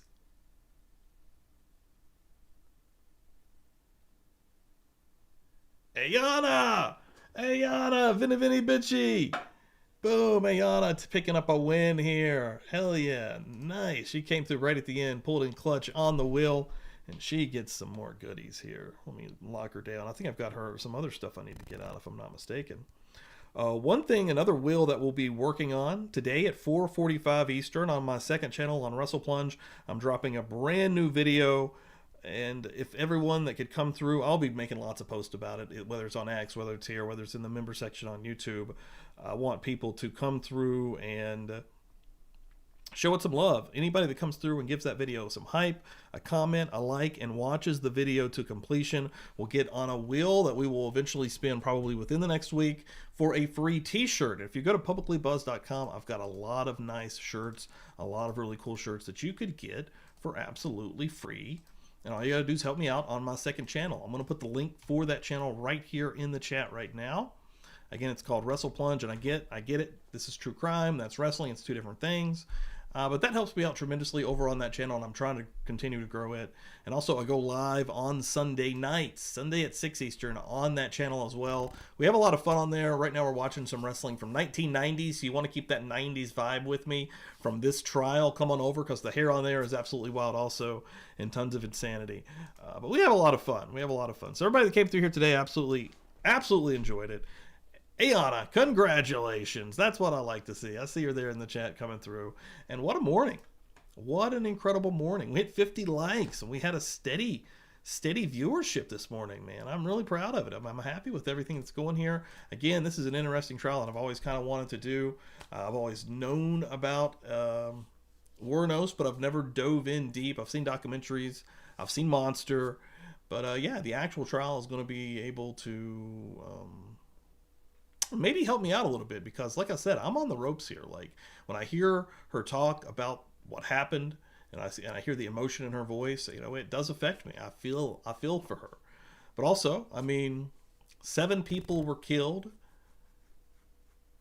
So even if, let's just say this is what happened here, she kills this guy, hides the body, and goes on to kill 7 more men, you know, are we saying that 7 more men tried to sexually assault her, like, in a row? Like, I need some more information here, because I don't know.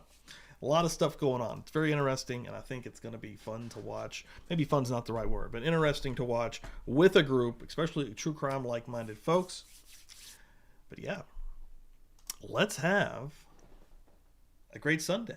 I've got a lot of stuff going on. I think I've got a video even dropping in like 2 or so on this channel from one of those reactions. The body cam videos on Tuesdays and Thursdays are nuts. If you haven't checked any of those out yet, please do yourself a favor.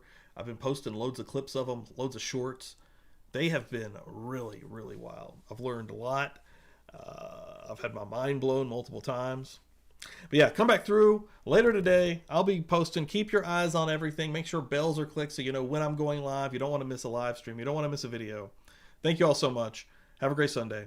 And I'll meet you again. We'll do it again. Boom. Nothing to see here, please.